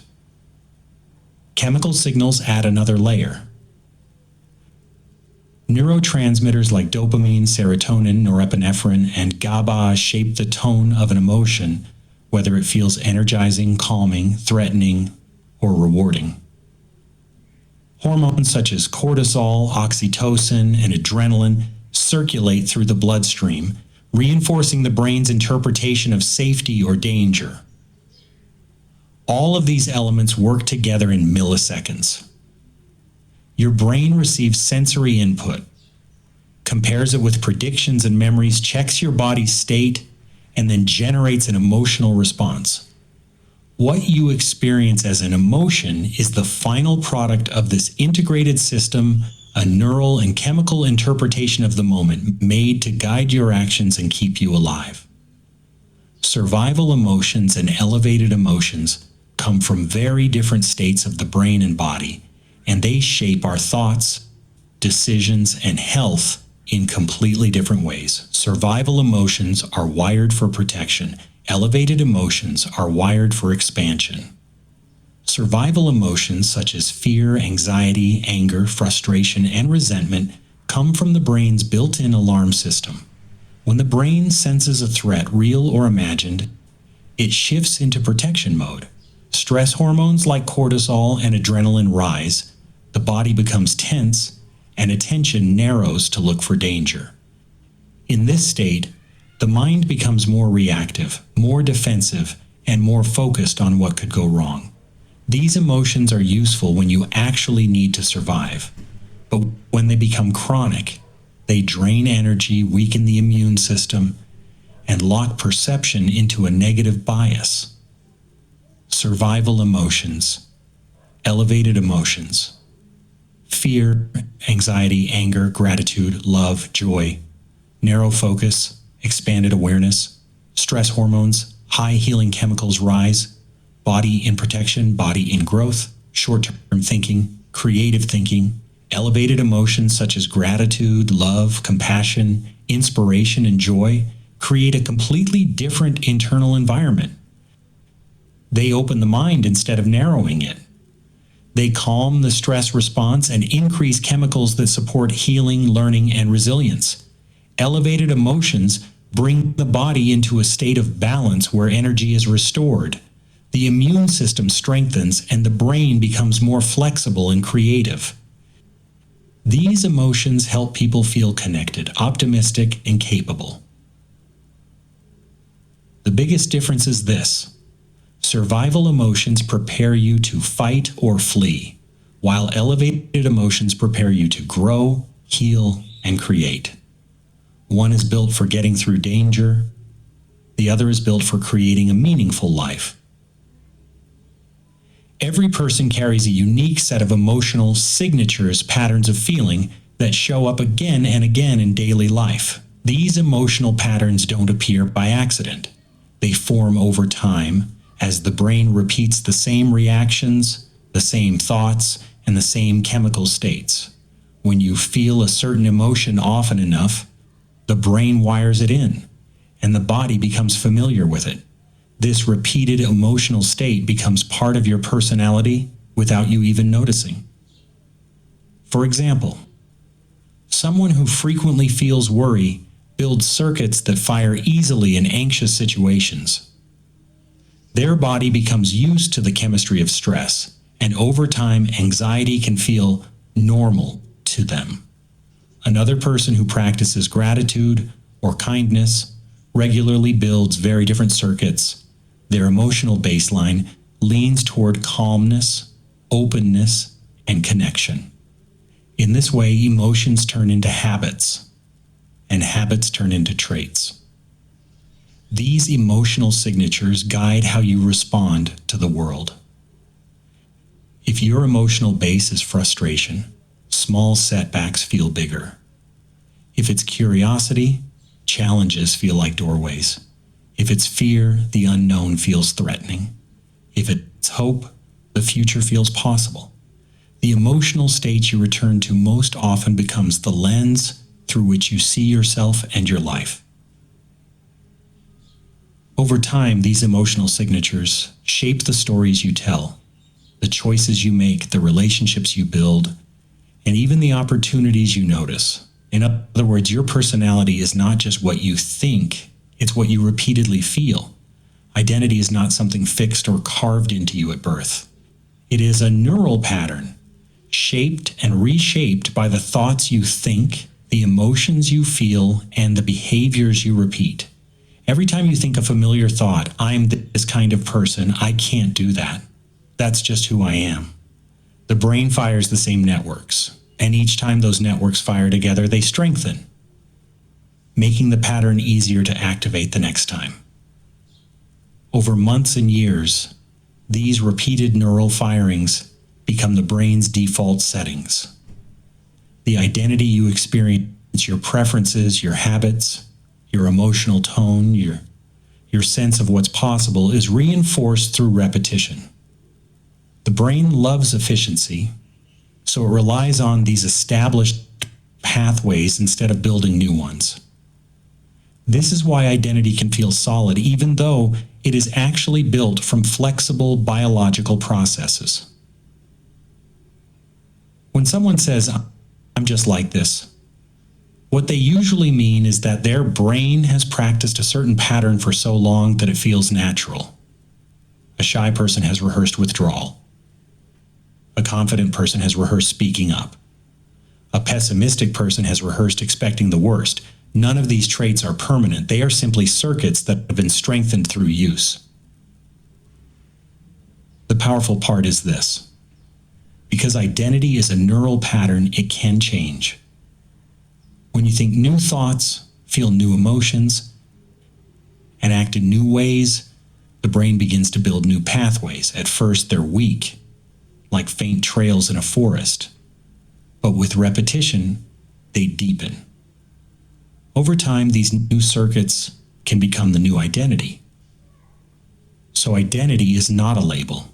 It is a living process, a pattern the brain repeats until it becomes who you believe you are.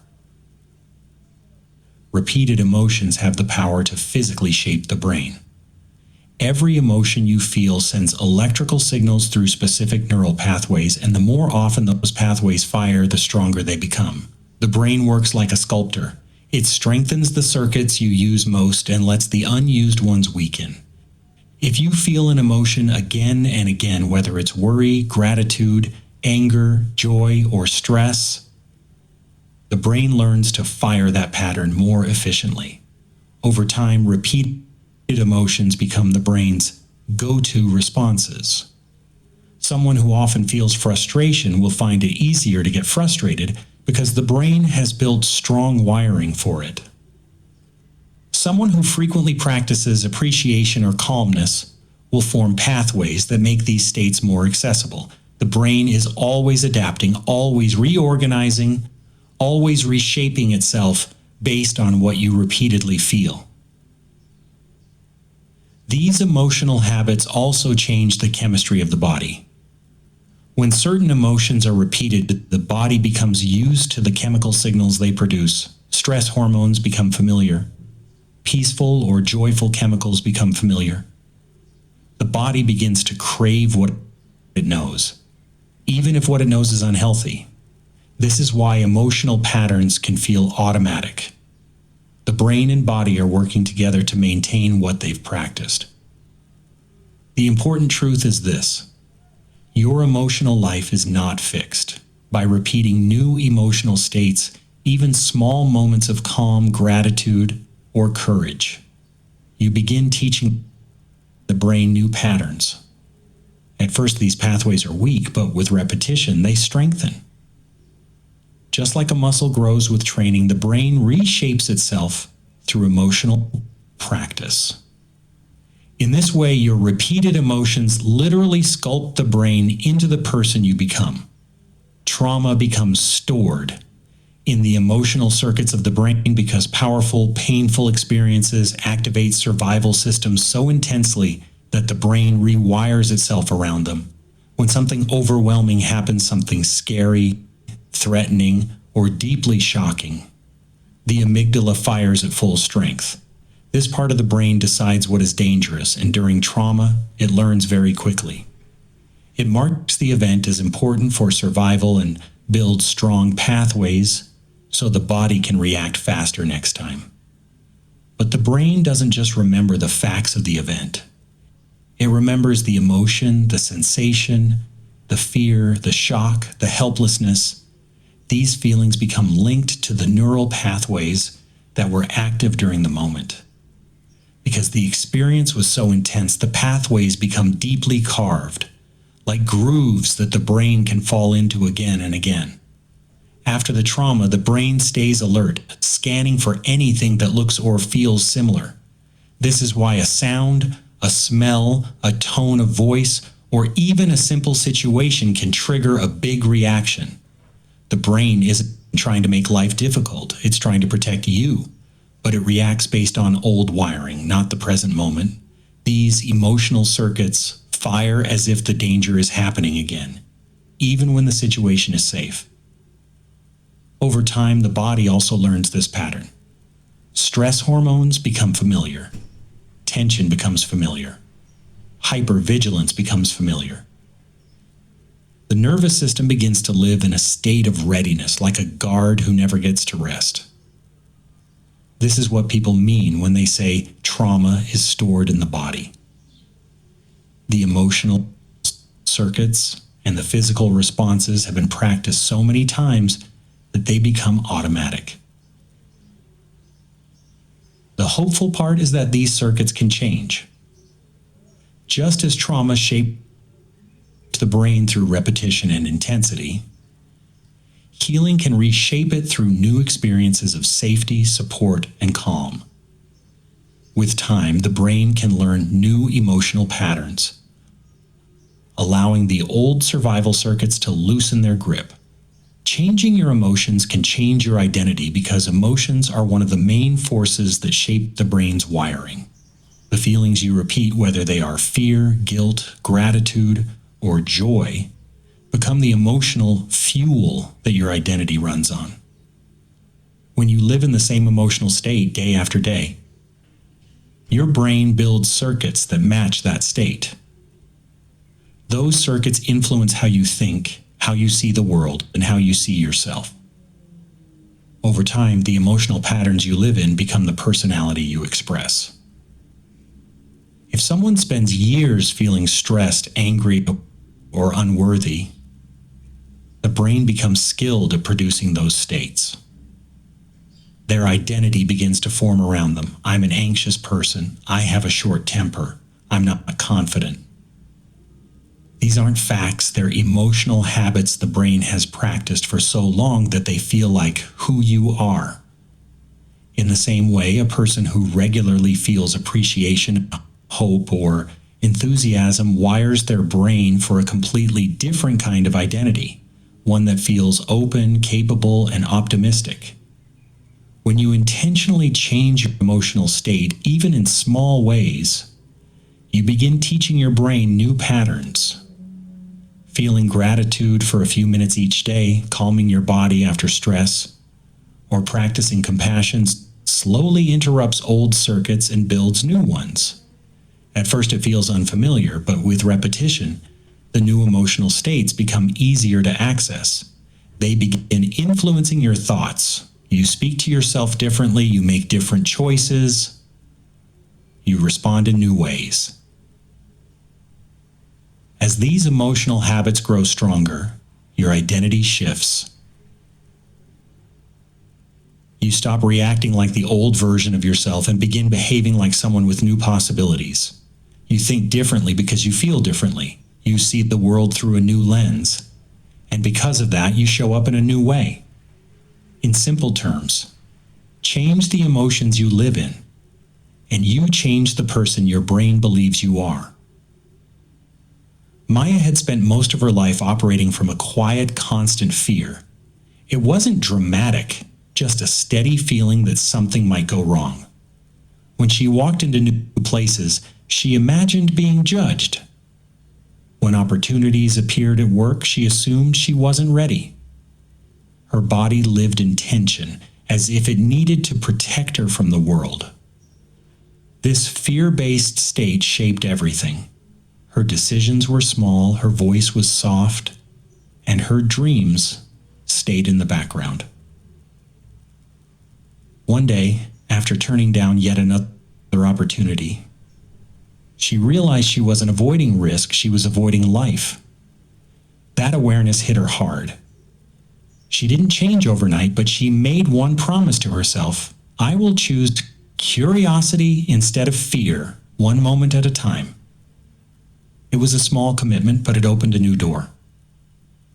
The next week, when her boss asked for volunteers on a new project, the fear rose instantly, the racing heart, the tight chest, the familiar thoughts of, I can't, but instead of stepping back, she took one slow breath and asked herself, what if I tried? That tiny emotional shift from fear to curiosity loosened the grip of her old pattern. She raised her hand, even though her voice shook. As she worked on the project, something unexpected happened. Each time she faced a challenge, she reminded herself to stay open, not scared. She practiced feeling calm on purpose. She allowed herself to feel proud when something went well. These repeated emotional choices built new patterns in her mind. Her body slowly stopped expecting danger. Her thoughts became kinder, clearer, more confident. Within a few months, Maya noticed the shift. She was speaking up more. She was smiling more. She was standing taller. She wasn't pretending she was becoming someone new. The world around her didn't magically change, but her state of being did. She had moved from a fear-based identity to an empowered one, built through small emotional decisions that rewired her brain over time. Maya didn't get rid of fear. She simply stopped letting it lead. And once she learned to live from empowerment, her life began to expand in ways fear could never have allowed. Emotion and memory are deeply connected because the brain pays close attention to anything that feels important. When an experience carries strong emotion, whether joy, fear, excitement, or sadness, the brain marks it as something worth remembering. This happens because emotional centers like the amygdala send powerful signals that tell the brain, pay attention, this matters. As a result, emotionally charged moments are stored more vividly and last longer in memory. When you feel a strong emotion, your body releases chemicals that brighten and sharpen the experience. These chemicals help the brain strengthen the neural pathways connected to that moment. This is why emotional memories can feel so detailed. You remember the tone of a voice, the light in the room, or the exact words someone said. The emotion acts like glue, helping the memory stick. The same process works with positive and negative emotions, but the outcomes can be very different. Positive emotional memories like feeling loved, supported, or proud can become a source of strength. They remind you of your abilities and your worth. Negative emotional memories, especially those linked to fear or trauma, can make the brain more alert, sensitive, or protective. Over time, these memories create patterns that influence how you respond to new situations. Emotion also shapes what you recall later. If you are in a fearful state, you are more likely to remember times when you felt afraid. If you are feeling hopeful, your mind more easily pulls up memories of success or comfort. This happens because the brain searches for memories that match your current emotional state. In this way, emotion doesn't just affect how memories are made, it also affects which memories you access. In simple terms, emotion gives memory its power. It decides what is remembered, how strongly it is stored, and how easily it comes back. The emotions you live in most often shape the memories you carry with you, and those memories shape the story you believe about your life. Your emotional state acts like the setting through which you interpret life, make decisions, and notice opportunities, and this directly affects manifestation outcomes. When you live in a certain emotional state consistently, the brain filters your reality to match that emotion. It changes what you pay attention to, how you behave, and what you expect from the world. Over time, those repeated emotional patterns shape the experience you attract or allow into your life. When someone lives in fear, doubt, or frustration, the brain goes into protection mode.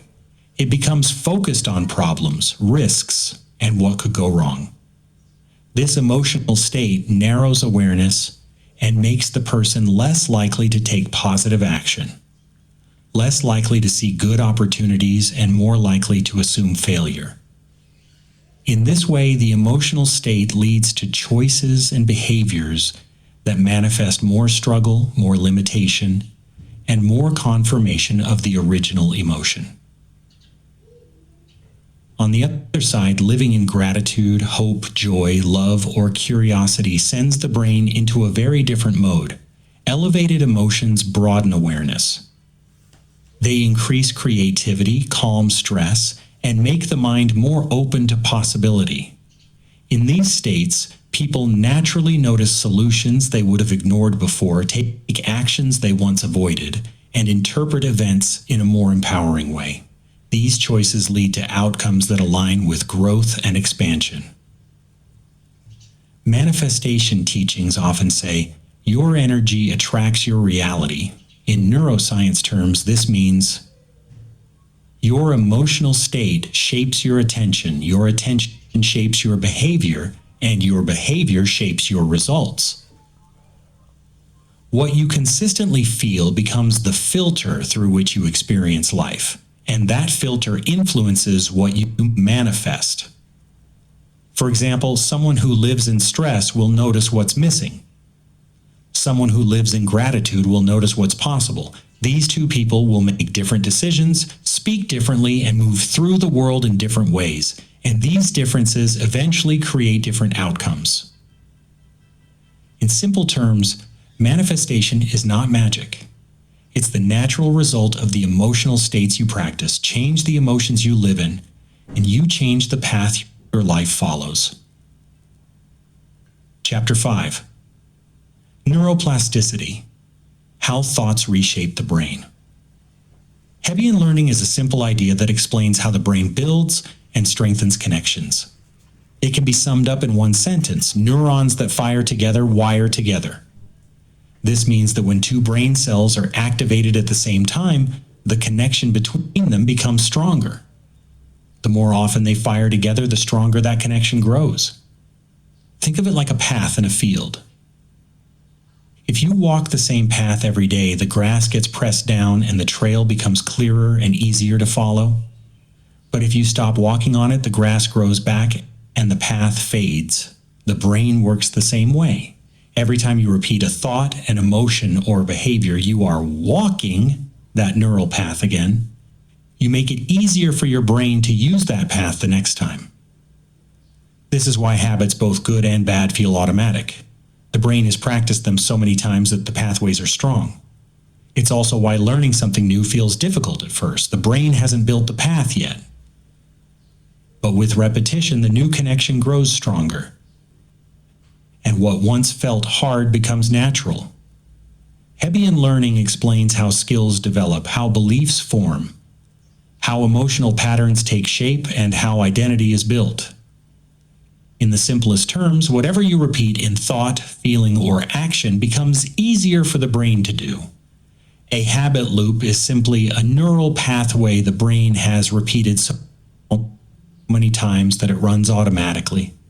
Every habit, good or bad, starts as a small pattern that the brain learns through experience. When the same pattern repeats, the brain strengthens the connections involved until they become fast, smooth, and efficient.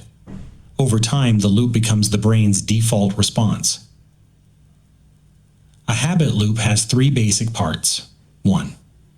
Cue something that triggers the brain to start the routine. 2. Routine the action or behavior that follows the cue. 3. Reward the feeling or outcome the brain enjoys afterward. Each time this loop repeats, the brain fires the same set of neurons together. Because of Hebbian learning, neurons that fire together wire together. These neurons form a stronger and stronger connection. Eventually, the brain doesn't even need your conscious effort. The cue automatically activates the routine, and the loop runs on its own. Part of habit. Loop. What happens in the brain? Cue. Neural sensors detect a signal and activate familiar circuits. Routine. The brain runs the practiced pathway with little energy. Reward. Feel-good chemicals reinforce the pathway to make it stronger.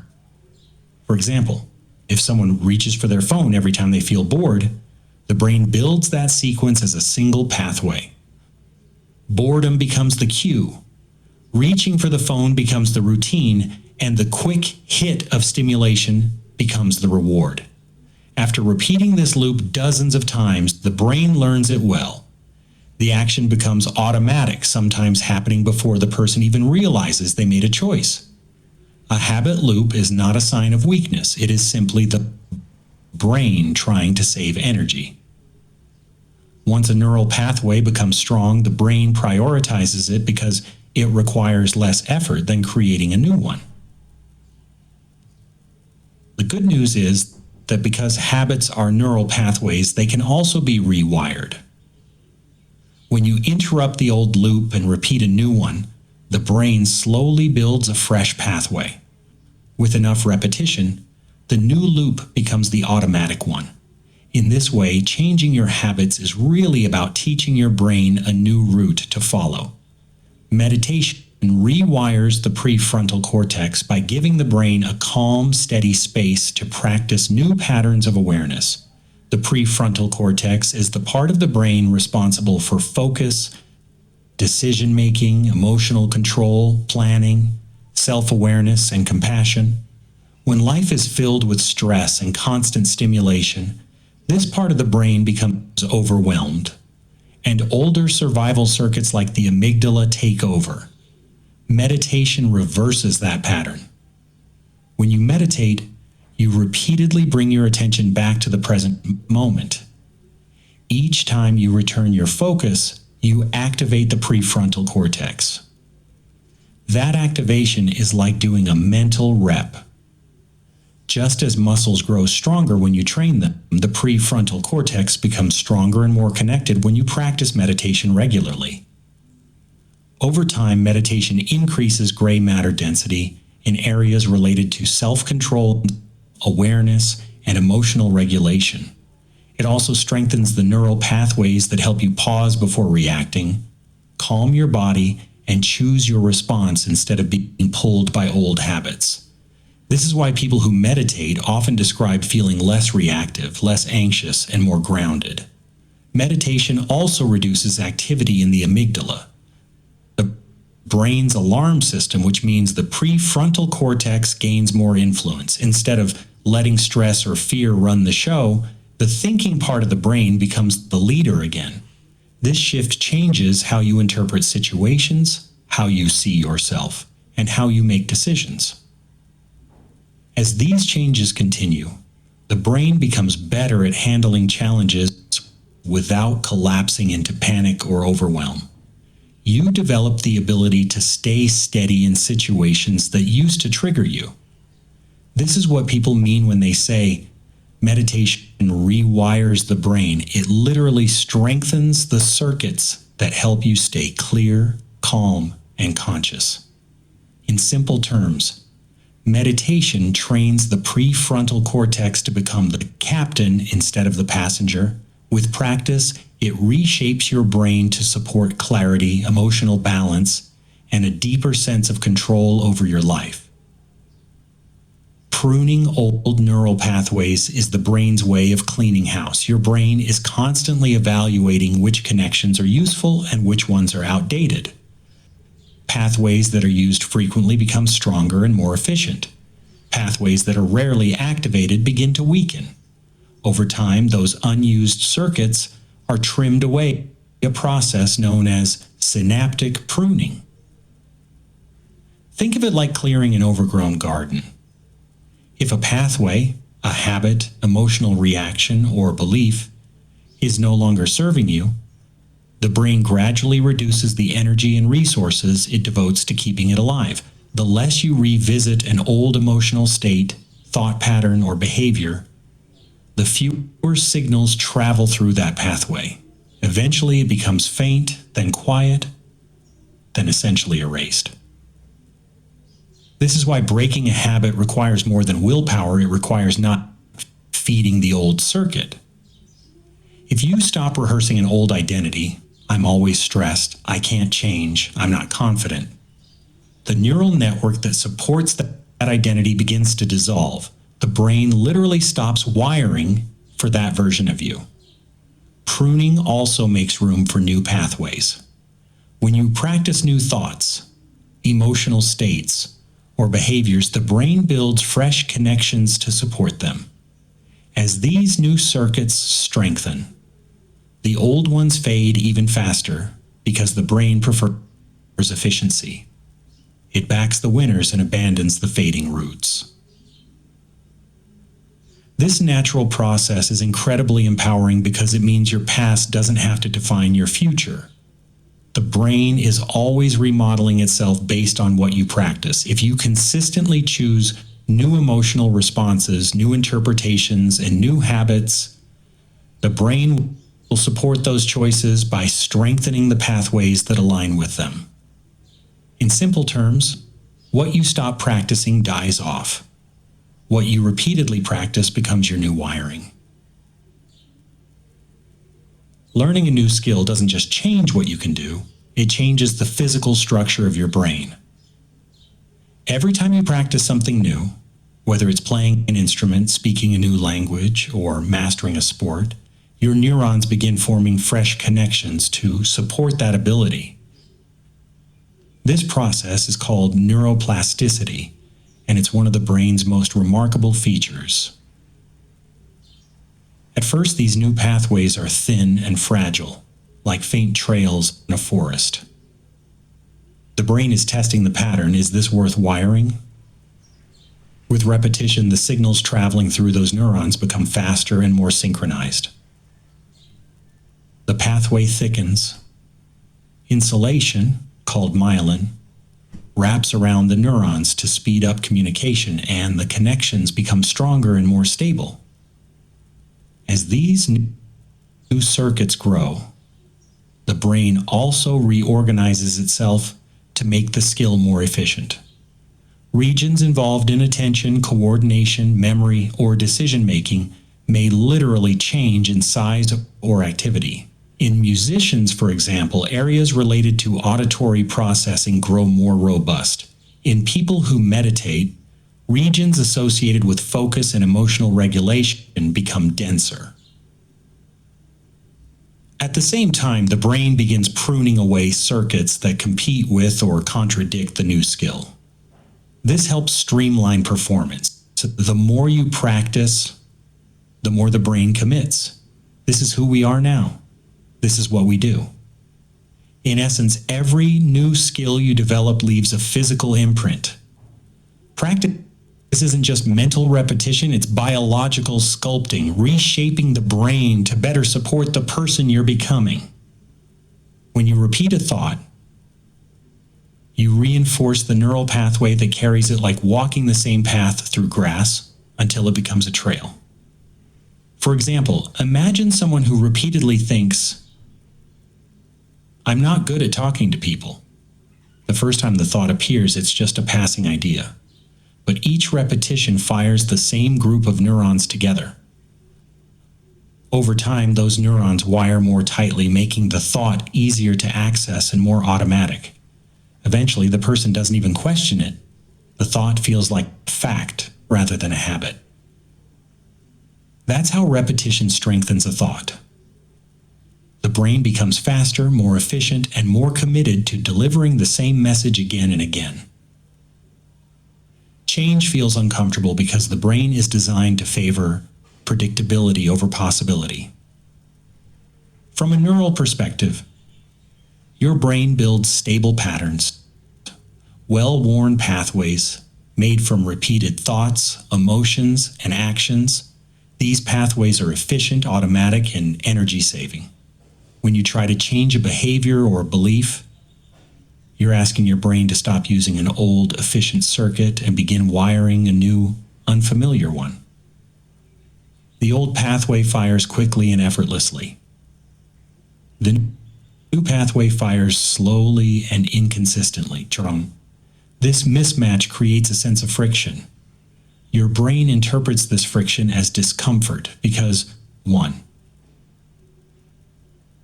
it requires more energy. New neural firing takes metabolic effort. The brain prefers conserving calories, so change feels like work. 2, it disrupts prediction.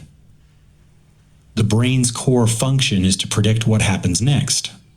Old habits are easy to predict. New ones create uncertainty, and uncertainty triggers threat signals. 3, the emotional brain resists unfamiliar states. Regions like the amygdala are tuned to warn you when something deviates from your known patterns, even if the change is positive. 4, dopamine patterns haven't shifted yet. Old habits have established reward loops. New habits haven't earned dopamine rewards, so they feel less satisfying at first. In short, change feels uncomfortable not because you're incapable, but because your brain is temporarily operating without its familiar map. With repetition, the new pathway strengthens, prediction stabilizes, dopamine recalibrates, and what once felt foreign becomes the new normal. Imagination is one of the brain's most powerful tools for creating new neural wiring, even before anything changes in the outside world. When you imagine an action, an emotional state, or a future outcome, your brain activates many of the same neural circuits it would use if the event were actually happening. To the nervous system, vividly imagined experiences are a rehearsal's internal simulations that lay down the first strands of a new neural pathway. This is why athletes visualize their routines. why musicians mentally rehearse performances, and why people who repeatedly picture new behaviors often find it easier to enact them. The brain doesn't wait for physical action to begin rewiring. It starts the moment you give it a mental blueprint. When you consistently imagine a new possibility, whether it's confidence in a social situation or calm during stress, the related circuits begin to strengthen. Neurons that fire together, even in imagination, start forming connections. Over time, these imagined patterns can become familiar, and the brain becomes more willing to turn them into lived behavior. In this way, imagination becomes a quiet architect of the future, shaping the mind toward the person you're becoming rather than the one you've been. Persistence is the force that gives the brain enough repetition to change its wiring. The brain doesn't reshape itself after one attempt, one new thought, or one changed behavior. It needs signals that repeat over time. Every time you practice something, a skill, a new emotional state, a belief, or a habit, you send the same message through the same neural pathway. With persistence, that pathway becomes stronger, faster, and more automatic. When you keep showing up, even on days when the change feels slow or invisible, the brain quietly continues its work. Neurons fire, connections form, and old patterns weaken. This process is gradual, but it is reliable. A thought you return to again and again becomes easier to think. A behavior you repeat becomes easier to do. An emotional state you practice becomes more natural to feel. Persistence acts like water shaping stone, gentle, steady, but powerful enough to transform anything it touches. Even if progress seems small, each repetition reinforces the direction you're moving in. With time, the brain adapts, reorganizes, and builds new circuits that support the version of yourself you are becoming. Neural change requires emotional engagement because emotion is the signal that tells the brain, "This matters, pay attention." The brain is constantly receiving information, but it doesn't store or rewire itself around every experience. It saves energy by changing only when something feels important. Emotion is the marker that gives an experience weight and makes the brain more likely to build or reshape a pathway. When you feel something strongly, excitement, fear, joy, frustration, hope, the brain releases chemicals that strengthen the connections between neurons. These chemicals act like glue, making the moment more memorable and the neural wiring more likely to change. A meaningful event leaves a deeper imprint than a neutral one. That's why learning is faster when you care. Habits are stickier when emotions are involved, and transformations are easier when you feel connected to them. Emotion turns repetition into transformation. You can repeat a thought or action many times, but without emotion, the brain treats it like background noise. When you add feeling, when you imagine the future vividly, when you commit to a new identity, when you feel inspired or determined, the brain switches into a mode where change becomes easier. Emotion fuels attention, and attention shapes wiring. This is why teachings about manifestation emphasize feeling the outcome. The emotion behind the thought is what gives the brain the energy to actually rewire. Chapter 6: Memory, Imagination, and the Reality Loop. The brain doesn't separate real memory from imagined memory as sharply as we think. Whether you recall something that truly happened or imagine something vividly, many of the same neural circuits light up. The brain uses similar regions for both, especially those involved in sight, sound, emotion, and meaning. This is why imagined experiences can feel so real, and why real memories can sometimes feel dreamlike. When you remember something from your past, the brain reconstructs the event. It doesn't replay a perfect recording. Instead, it rebuilds the memory from pieces, emotions, images, sounds, and interpretations. This means your real memories are already partly imagined because the brain fills in gaps every time you recall them. Imagined memories work in a similar way. When you picture yourself doing something new, the brain activates many of the same circuits as if you were physically doing it. Athletes use this to improve performance. People practicing confidence or healing use it to create emotional states that feel real inside the body. The brain responds to the clarity of the image and the strength of the emotion, not whether the event physically happened.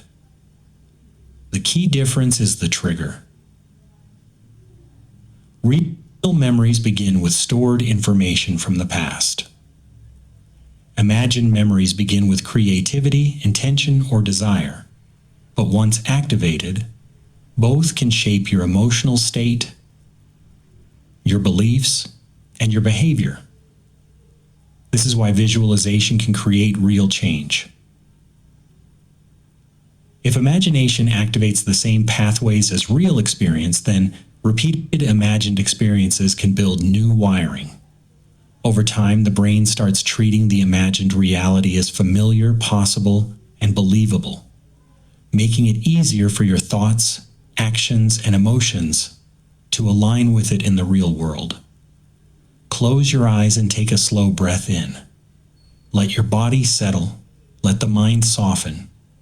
You're not trying to force anything, just allowing yourself to imagine with ease.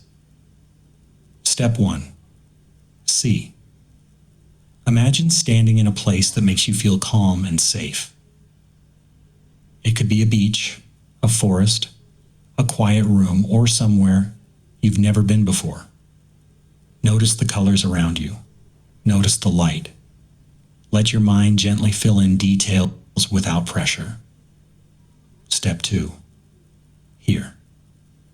Listen for the sounds in this place. Maybe you hear waves, wind, birds, or silence with a soft hum beneath it. Let the sounds grow clearer. Imagine them coming from different directions, wrapping around you in a gentle way. Step 3. Feel. Imagine what your skin feels. Is the air warm or cool? Is there a breeze?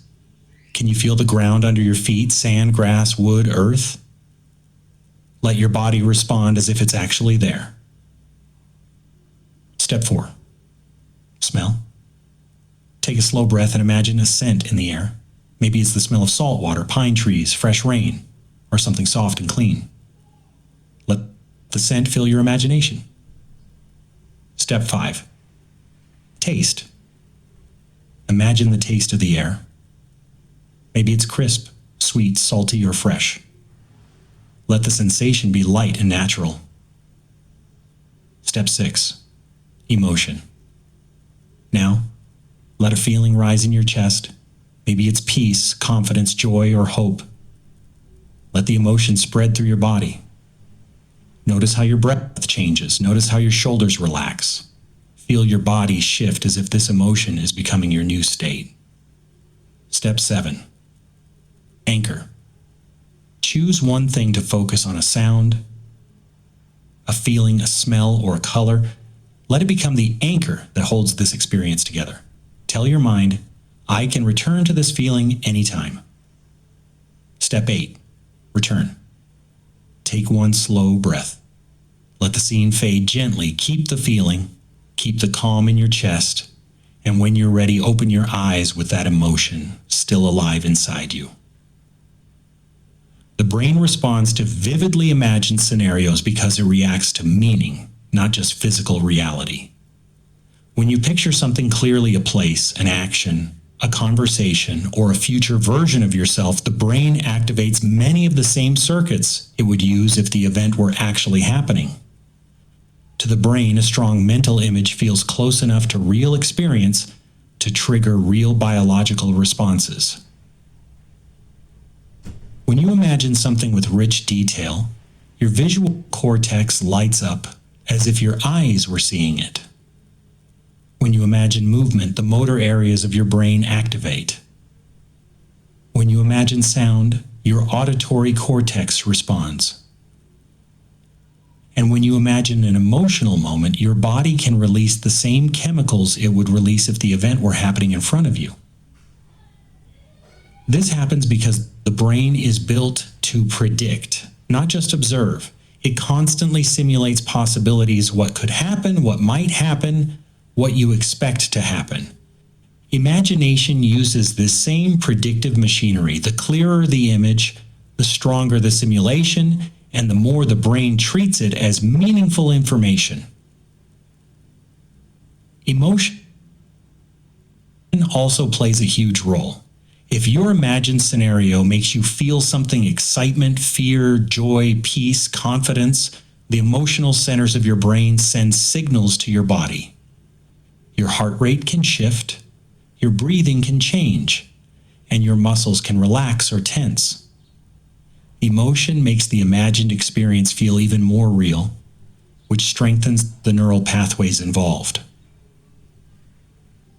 This is why visualization works in sports, healing, learning, and manifestation. The brain doesn't wait for physical proof. It begins wiring itself around the images you feed it. The more vivid the scenario, the more real it feels, and the more the brain responds as if you're already living it. Elite performers use mental rehearsal because the brain treats imagined practice almost like real practice. Athletes, musicians, surgeons, and even astronauts spend time visualizing their actions step by step before they actually do them. They do this because mental rehearsal strengthens the same neural pathways that physical practice activates. When a basketball player imagines making a perfect shot, feeling the ball leave their hand, seeing the arc, hearing it glide through the net, the motor areas of the brain fire in a pattern similar to an actual shot. The brain doesn't wait for the body to move. It begins preparing the pathways needed for success. This makes the real performance feel smoother, more familiar, and more controlled. Musicians use the same technique. They picture their fingers moving across the instrument, hear the notes in their mind, and imagine the timing and emotion of the piece. Even without touching the instrument, their brain sharpens the timing networks and strengthens the connection between intention and action. Mental rehearsal also trains emotional regulation. Elite performers don't just imagine the action, they imagine how they want to feel while doing it. Calm, focused, confident, steady.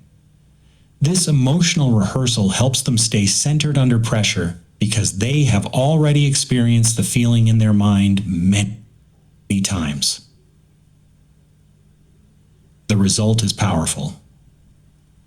By the time they step into the real situation, their brain already believes it has been there. Neural pathways are primed. Confidence is higher. The performance feels natural. Mental rehearsal becomes a form of inner training that shapes both skill and identity. Imagined futures shape behavior because the brain moves toward the pictures it holds most often. When you repeatedly imagine a future, whether it's hopeful or fearful, your brain begins treating that future as something it needs to prepare for. This preparation changes your choices, emotions, and habits in the present moment. When you picture a positive future clearly, your brain releases chemicals that create motivation and curiosity. You start paying attention to opportunities that match the future you imagined. You make decisions that align with it. You act with more confidence because your mind has rehearsed the feeling of success. In this way, an imagined future becomes a quiet guide for your daily behavior. When you imagine a fearful or negative future, the brain responds in the opposite direction. Stress chemicals rise. The body stays in alert mode. You become cautious and protective. You might avoid risks, withdraw from possibilities, or repeat old patterns. The imagined future pulls your behavior towards safety rather than growth. The brain doesn't wait for reality, it responds to expectation. If the future feels inspiring, you lean forward. If it feels threatening, you pull back. Either way, your actions reflect the pictures you hold in your mind. This is why visualization, goal setting, and even daydreaming can be powerful tools. By imagining a future with emotion, detail, and repetition, you teach your brain to believe it's possible. And when your brain believes something is possible, your behavior shifts to help make it real. Imagination acts as a rehearsal space where you practice the reality you want to create before it appears in your physical world. The brain is always trying to predict what will happen next, and it builds those predictions from the images, emotions, and expectations you hold most often. When you imagine something with clarity and feeling, you give the brain a blueprint, a pattern to follow, a direction to move toward. When you repeatedly picture a desired future, your brain begins wiring itself around that vision. It strengthens the circuits connected to confidence, possibility, and positive expectation. At the same time, it weakens the circuits tied to doubt and fear. This inner rehearsal makes the imagined outcome feel familiar, and the brain naturally tries to move you toward what feels familiar and safe. Imagination also shapes emotion, and emotion shapes biology. When you imagine a joyful or successful outcome, your body responds with the chemicals of hope, excitement, peace, or gratitude. These emotional states shift your posture, your tone of voice, your decisions, and your behavior. You show up differently in your life because your inner world is already living in the next chapter. In this way, imagination becomes the first step of manifestation. You are practicing the reality you want. You are feeling it before it arrives. You are teaching your brain and body to recognize the path. Over time, this inner rehearsal influences what you notice, the choices you make, the people you connect with, and the opportunities you're drawn to. Your actions begin to match your vision, and your life slowly rearranges itself around the future you've been practicing. Manifestation isn't only a mystical idea, it's a neurological process. Imagination gives the brain a target, and the brain responds by shifting everything it can to bring that target closer. Daydreaming and intentional visualization may look similar from the outside, but inside the brain they work very differently. Both involve imagination, but one is passive and wandering, while the other is focused and directed toward a chosen future. In daydreaming, the mind drifts on its own. Thoughts float in and out without structure. You may jump from one idea to another without meaning to. The brain treats this like background activity, a way to process emotions, release tension, and explore possibilities without pressure. Daydreaming is loose, spontaneous, and often disconnected from your goals. It's like watching clouds move, interesting, soothing, but not intentional. Intentional visualization is deliberate. You choose the scene. You choose how you want to feel. You choose the outcome you want to practice. Instead of drifting, you guide the mind. The brain becomes more active, more focused, and more engaged. Emotional centers light up. Sensory areas activate. Neural pathways strengthen in the direction of the imagined outcome. This is the kind of imagination that shapes behavior and supports manifestation.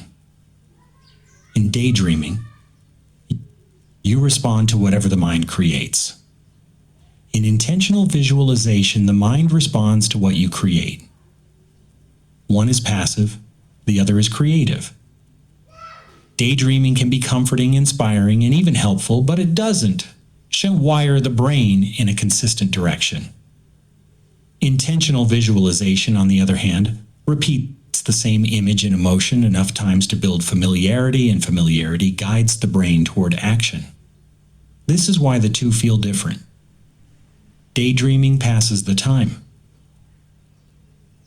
Visualization changes you. Imagination can break old emotional loops by giving the brain a new pattern to follow. Emotional loops form when the same thoughts trigger the same feelings, and those feelings trigger the same thoughts again. Over time, this becomes automatic. The brain fires along the same pathways because it has no alternative route. Imagination creates that alternative. When you picture a different outcome, a different reaction, or a different version of yourself, the brain pauses the old loop and lights up new circuits. Even if the imagined scene isn't happening in real life, the brain still responds to it. It begins exploring new emotional possibilities that don't match the old pattern. This alone weakens the routine of same thoughts, same feelings, same behavior. For example, if you usually react to stress with fear or anger, imagining yourself responding with calm or strength gives your brain a new emotional option.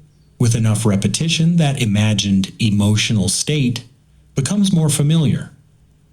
The old loop starts to lose its grip because the brain now has another path to choose.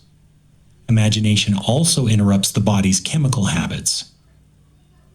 Old emotional loops come with old chemical loops, stress hormones, muscle tension, shallow breathing, and tightness in the chest. When you imagine a peaceful or empowering scenario, the body shifts its chemistry, breath deepens, muscles relax, stress signals quiet down. The body begins to learn a new baseline. Over time, the imagined emotional state becomes easier to access than the old one. The loop breaks because the brain has practiced something new, something better, something that doesn't trap you in the same cycle. Imagination isn't just pretend. It is a tool that shows the brain that change is possible, and once the brain sees a new path, it can choose it. Memory reconsolidation is the process where a memory becomes flexible again every time you remember it, and because of that, it can change. Most people think memories are stored like videos, fixed and permanent. But the brain doesn't work that way. Each time you recall a memory, the brain takes it out of storage, opens it up, and makes it active again. While it's active, it's vulnerable. It can be updated, softened, reshaped, or even healed. When the memory is open, your current emotions, beliefs, and interpretations can blend into it. After a short window, the brain saves the memory again, but now it's saved in its new form. What gets stored is not the original event, it's the latest version of how you remember it. This is why old memories can fade, shift, or lose their emotional charge. If you revisit a painful memory while you're calm, supported, or seeing the situation from a new perspective, the emotional intensity can drop. The brain rewrites the memory with less fear and less stress attached. The event doesn't change, but the meaning does, and meaning is what shapes how the memory affects you today. For example, someone who once felt ashamed of a failure might revisit the memory years later and see it as a turning point. When they do, the shame weakens because the brain is updating the emotional layer of the memory. The next time they recall it, the memory feels different, lighter, and less harmful. Memory reconsolidation is one of the brain's most powerful healing tools. It shows that the past is not fixed. You are not trapped by how things were. When you bring new understanding, new emotion, or new compassion into an old memory, the brain can rewrite the way that memory lives inside you. This is how people heal trauma, release old patterns, and free themselves from emotional cycles that once felt permanent. Your memories shape you, but they can also change with you. Creating future memories means imagining a desired outcome so clearly and emotionally that your brain begins treating it like something that has already happened. The brain doesn't store memories as perfect recordings, it stores them as networks of emotion, meaning, and prediction. Because of this, a vividly imagined future can enter the brain in a similar way that a remembered past does. When you imagine a future moment with detail, what you see, hear, feel, and believe your sensory and emotional circuits activate. The brain registers the experience as familiar. It becomes something known rather than unknown. And the brain is always more willing to move toward what feels known. This is how future memories prepare you for the life you want. A future memory works like a mental anchor. You picture yourself living the life you desire, confident, healthy, successful, peaceful, or fulfilled. You imagine the environment around you. You feel the emotions that belong to that version of yourself. Each time you repeat this visualization, the neural pathways grow stronger. The brain begins to think, this is where we're going. This is who we're becoming. These future memories influence your behavior in the present moment. You begin noticing opportunities that match the future you rehearsed. You make decisions with more courage. You take actions that feel aligned with your vision. And because your brain has practiced the feeling of success, you show up with more certainty and less fear. Future memories also reshape your identity. When you repeatedly imagine a future self, you are rehearsing that identity. You're teaching your brain what it feels like to be that person. Over time, the imagined identity becomes familiar, and familiar identities are easier to live out in reality. This is the neuroscience behind manifestation. You are not just wishing. You are creating an inner blueprint. You are rehearsing the emotional and psychological patterns of your future. The clearer and more consistent the rehearsal, the more naturally your life begins to move in that direction. By creating future memories, you're telling your brain, this is who I am becoming, start wiring me for that now. Chapter 7. The Quantum Question. Quantum physics describes the behavior of the smallest building blocks of reality, particles that don't follow the familiar rules of the everyday world. At this scale, particles exist as probability patterns rather than fixed objects. They don't have a single definite position or state until they interact with something that forces a measurable outcome. This uncertainty is not mystical, but mathematical, a reflection of the limits built into nature at tiny scales.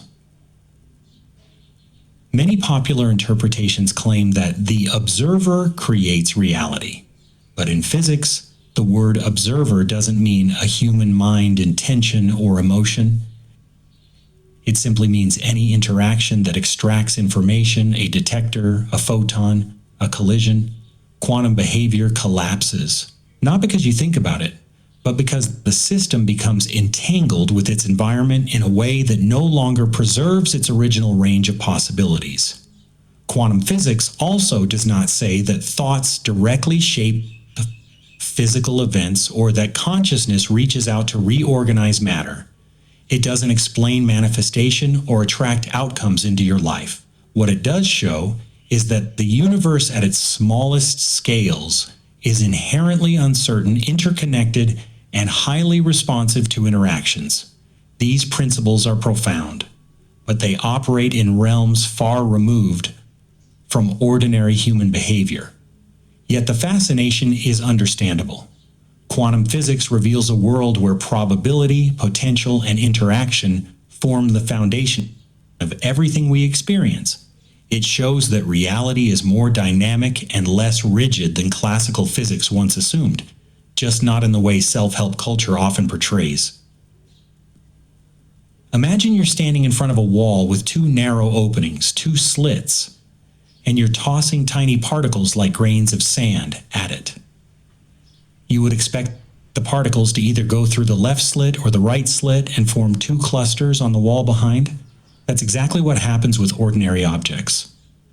But when scientists performed this experiment with electrons, tiny building blocks of atoms, something astonishing happened. Instead of forming two clusters, the electrons created a striped, wave-like pattern on the back wall, as if they weren't particles at all but ripples overlapping each other. This pattern is called an interference pattern, and it's what you'd expect from waves of water passing through two openings, not from solid particles. It suggests that each electron somehow behaves like a wave, exploring multiple paths at once. The mystery deepened when scientists tried to watch which slit each electron actually traveled through. The moment a measuring device was placed near the slits to observe the path, the wave-like pattern disappeared. The electrons suddenly behaved like ordinary particles again, forming two simple clusters. In other words, when unobserved, they acted like waves taking many paths. When observed, they acted like particles taking a single path. This doesn't mean the electrons knew they were being watched. In physics, observation simply means an interaction that forces the system into a definite state. When the measuring device interacts with the electron, it disrupts the delicate wave-like behavior and collapses it into a single outcome. The double-slit experiment shows that, at the quantum level, reality exists in a state of potential, multiple possibilities, until something interacts with it and forces one to become real. It's not magic, and it's not consciousness shaping matter. It's the strange but precise behavior of nature at the smallest scales, revealing a world far more fluid and mysterious than our everyday intuition would suggest. When people hear about the strange behavior of particles in quantum physics, they often wonder whether consciousness plays a role in shaping reality. This idea became popular because early quantum theories used the word observer, which many interpreted as a human mind watching the experiment. But in physics, an observer isn't a person. It's any interaction that forces a particle into a definite state. Quantum theory itself does not require consciousness to make particles behave in a certain way. What it does require is measurement, and measurement simply means a physical interaction, like light bouncing off an electron or a detector registering a signal. These interactions disrupt a particle's wave-like state and produce a clear outcome. No thoughts, awareness, or intention are needed for this to happen. Still, consciousness enters the conversation because the quantum world is deeply counterintuitive. The idea that particles exist in multiple possibilities at once makes people wonder whether mind and matter might be connected at a deeper level. Some thinkers and spiritual teachers interpret quantum uncertainty as evidence that consciousness influences reality. But this interpretation is not supported by mainstream physics. What many scientists do agree on is that consciousness is a real, physical process happening in the brain. The brain is made of atoms and follows the laws of physics, including quantum physics. But this doesn't mean consciousness can reach out and change quantum events in the outside world. Instead, consciousness shapes our perception of reality, how we interpret what happens, how we focus our attention, and how we choose to act. Quantum theory shows that physical reality is more flexible and mysterious than it appears. Consciousness shows that our internal reality is also rich and complex.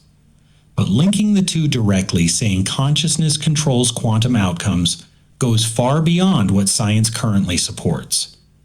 The two may both be profound, but they operate in very different ways.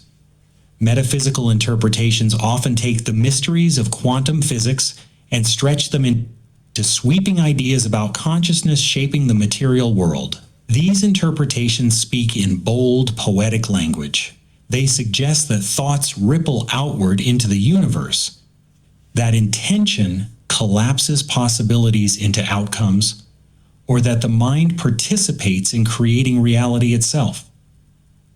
These ideas feel inspiring because they give people a sense of power, meaning, and connection to something larger than themselves. Scientific caution, however, takes a different approach. Physicists work with what can be measured, tested, and repeated. They don't deny the mystery, quantum physics is full of it, but they avoid jumping from mystery to metaphysics. From the scientific viewpoint, strange quantum behaviors occur at scales far smaller than the neurons, tissues, and systems that make up the human brain. The leap from subatomic probability waves to human consciousness shaping external events is huge, and current evidence doesn't bridge that. Metaphysical teachers often use the language of uncertainty, probability, and entanglement to support the idea that the universe responds to thought. But scientists emphasize that these concepts have specific definitions within physics. Probability waves describe mathematical predictions, not psychological intentions. Entanglement describes correlations between particles, not emotional or spiritual bonds between people. The caution isn't meant to take away the sense of wonder. It's meant to keep conclusions grounded. Still, both sides are drawn to the same mystery. The universe is not as solid, simple, or predictable as it seems. At the metaphysical level, this mystery is interpreted as meaning we can influence reality with our inner world. At the scientific level, the same mystery is handled with careful equations, experiments, and humility in the face of the unknown. In the end, the difference is not about who is right or wrong. It's about the distance between inspiration and evidence. Metaphysics offers meaning, science offers measurement, and many people find themselves walking somewhere between the two, trying to understand a universe that is both beautifully ordered and endlessly mysterious. The observer effect is often misunderstood, so it helps to explain it in simple and honest terms. In quantum physics, the observer effect does not mean that a person's thoughts or awareness change reality. Instead, it means that measuring a tiny particle, like an electron, will always disturb it in some way, because the act of measurement requires interaction. When scientists try to see where a particle is or how fast it's moving, they have to use something to detect it, usually light or another particle. But these particles are so small that even a tiny interaction changes their behavior. It's like trying to check the position of a soap bubble by poking it with your finger. The bubble will move simply because you touched it. The change doesn't happen because you're watching it. It happens because the act of measuring physically affects it. In everyday life, this effect doesn't show up. Measuring a car's speed doesn't change its motion, and checking the temperature of water doesn't alter the chemistry. The observer effect is only noticeable at extremely small scales where particles are sensitive to any disruption. So the observer effect is real. But it is not mystical. It simply shows that you can't measure something that tiny without bumping into it, and that bump will influence the result. This teaches us about the limits of our tools and the delicate nature of the quantum world. But it doesn't turn consciousness into a magical force. When people talk about energy fields in a metaphysical or spiritual sense, they're usually trying to describe the invisible influences that shape how we feel, act, and connect with others. From a scientific point of view, these fields don't exist as measurable forces in the body the way electricity or magnetism do. But as a metaphor or hypothesis, the idea can still help us understand the subtle ways our inner state affects our outer experience. As a metaphor, an energy field represents the mood, emotions, and intentions we carry with us. You've probably felt it before. You walk into a room and even before anyone speaks, you can sense tension or warmth. Nothing physical is radiating, yet something is clearly being communicated. In this sense, the energy field is a way of describing the emotional atmosphere a person creates through their posture, tone, expression, and presence. As a hypothesis, some people wonder whether the body's natural electrical signals, like those produced by the heart and brain, might extend farther than we think. The heart does create an electromagnetic field, and the brain produces electrical rhythms. But the ranges are tiny and not known to influence other people in a measurable way. Still, the idea encourages people to consider how deeply connected mind and body are, and how our internal state might subtly influence our behavior and relationships. Whether taken metaphorically or as a possibility still being explored, the idea of energy fields highlights something important. Your internal state doesn't stay inside you. It leaks out through your actions, your reactions, your voice, your focus, and the signals your nervous system sends through your body. Calmness creates one kind of field. Fear creates another. Hope, love, frustration, confidence.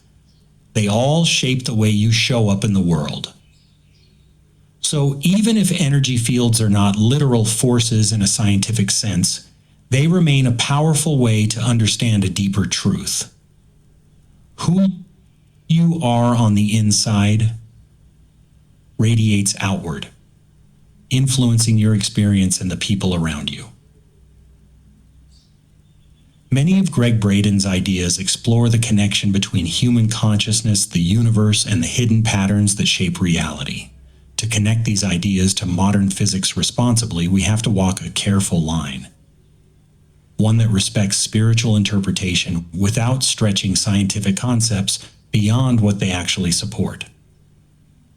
Braden often speaks about the universe as an interconnected field, where everything is linked through patterns of energy and information. Modern physics does recognize that the universe is connected at a deep level. Space is not empty. It is filled with fields that allow particles to exist, fluctuate, and interact. Quantum fields, gravitational fields, and electromagnetic fields all weave together to create the structure of reality. This scientific picture matches the spirit of what Braden describes, even if the details are different. Where the connection must stay grounded is in understanding that modern physics does not show that human thoughts directly influence these fields. Physics describes how particles behave, how waves spread, and how forces interact. It doesn't show that intention alone can alter quantum probabilities or shape events in the external world. What it does show is that the universe is dynamic, fluid, and far more mysterious than classical physics once suggested. Braden also speaks about coherence, emotional, heart-based, and mind-based alignment. In science, coherence has a specific meaning. Waves that line up in rhythm. The heart and brain do produce electrical signals, and emotional states influence these rhythms. Stress creates chaotic patterns, while calmness creates smoother ones. This scientific coherence explains why emotions have such a strong effect on the body. But it doesn't mean the heart can send signals into the universe that shape cosmic outcomes. The influence stays within the body and affects the nervous system, immune system, and brain. A responsible connection between Braden's work and modern physics is this. Both recognize that the universe is not random or disconnected. Physics shows that everything is built from fields and interactions. Human experience shows that emotions, thoughts, and beliefs shape how we perceive and respond to the world. When these two perspectives are combined carefully without exaggeration, they give us a powerful message.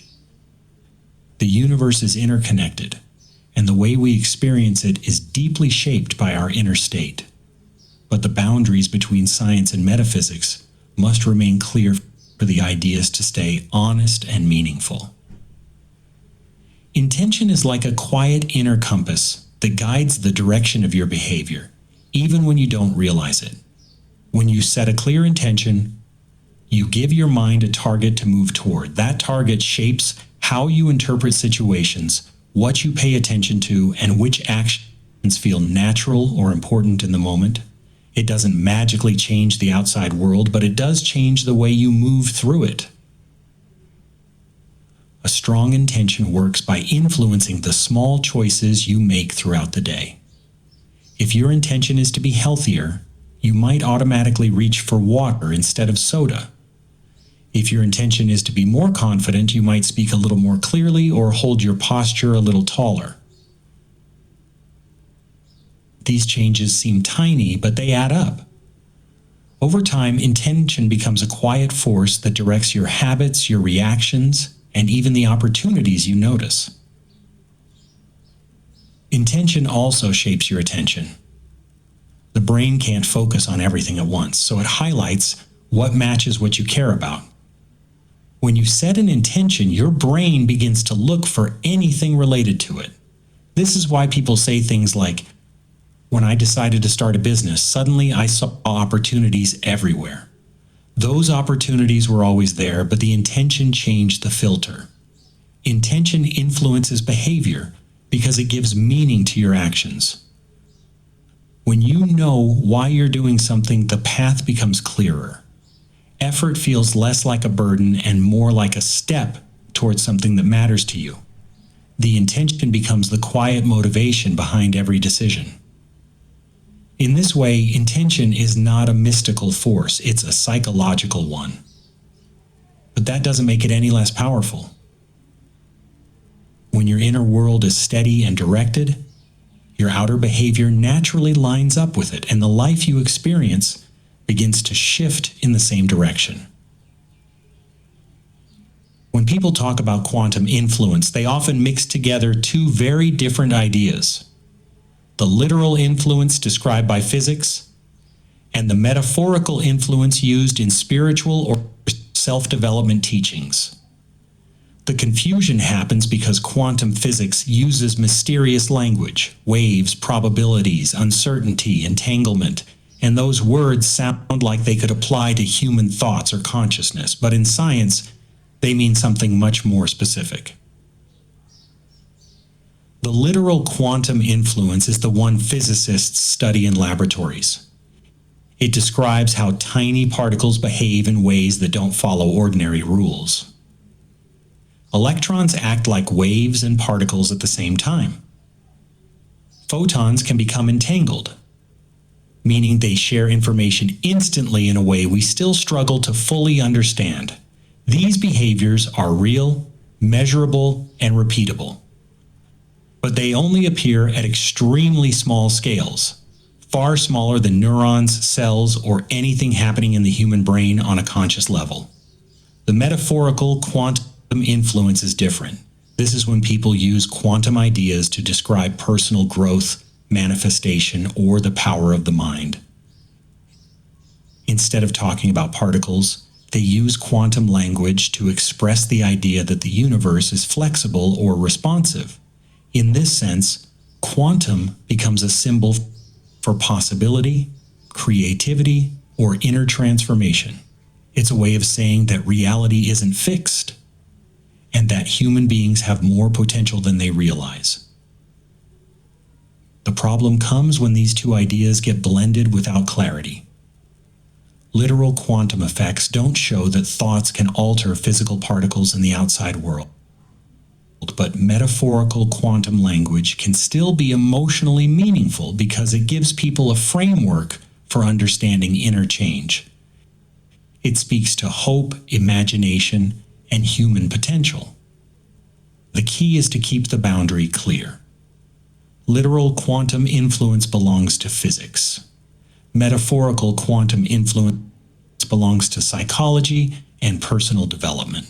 When we respect the difference, we can appreciate the mystery of the universe without misusing the science, and still draw inspiration from the idea that life is far more open, dynamic, and full of possibility than it appears at first glance.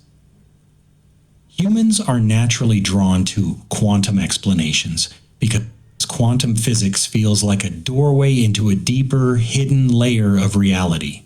When people hear that particles can exist in multiple states at once, or that two particles can stay connected across great distances, it sparks a sense of wonder.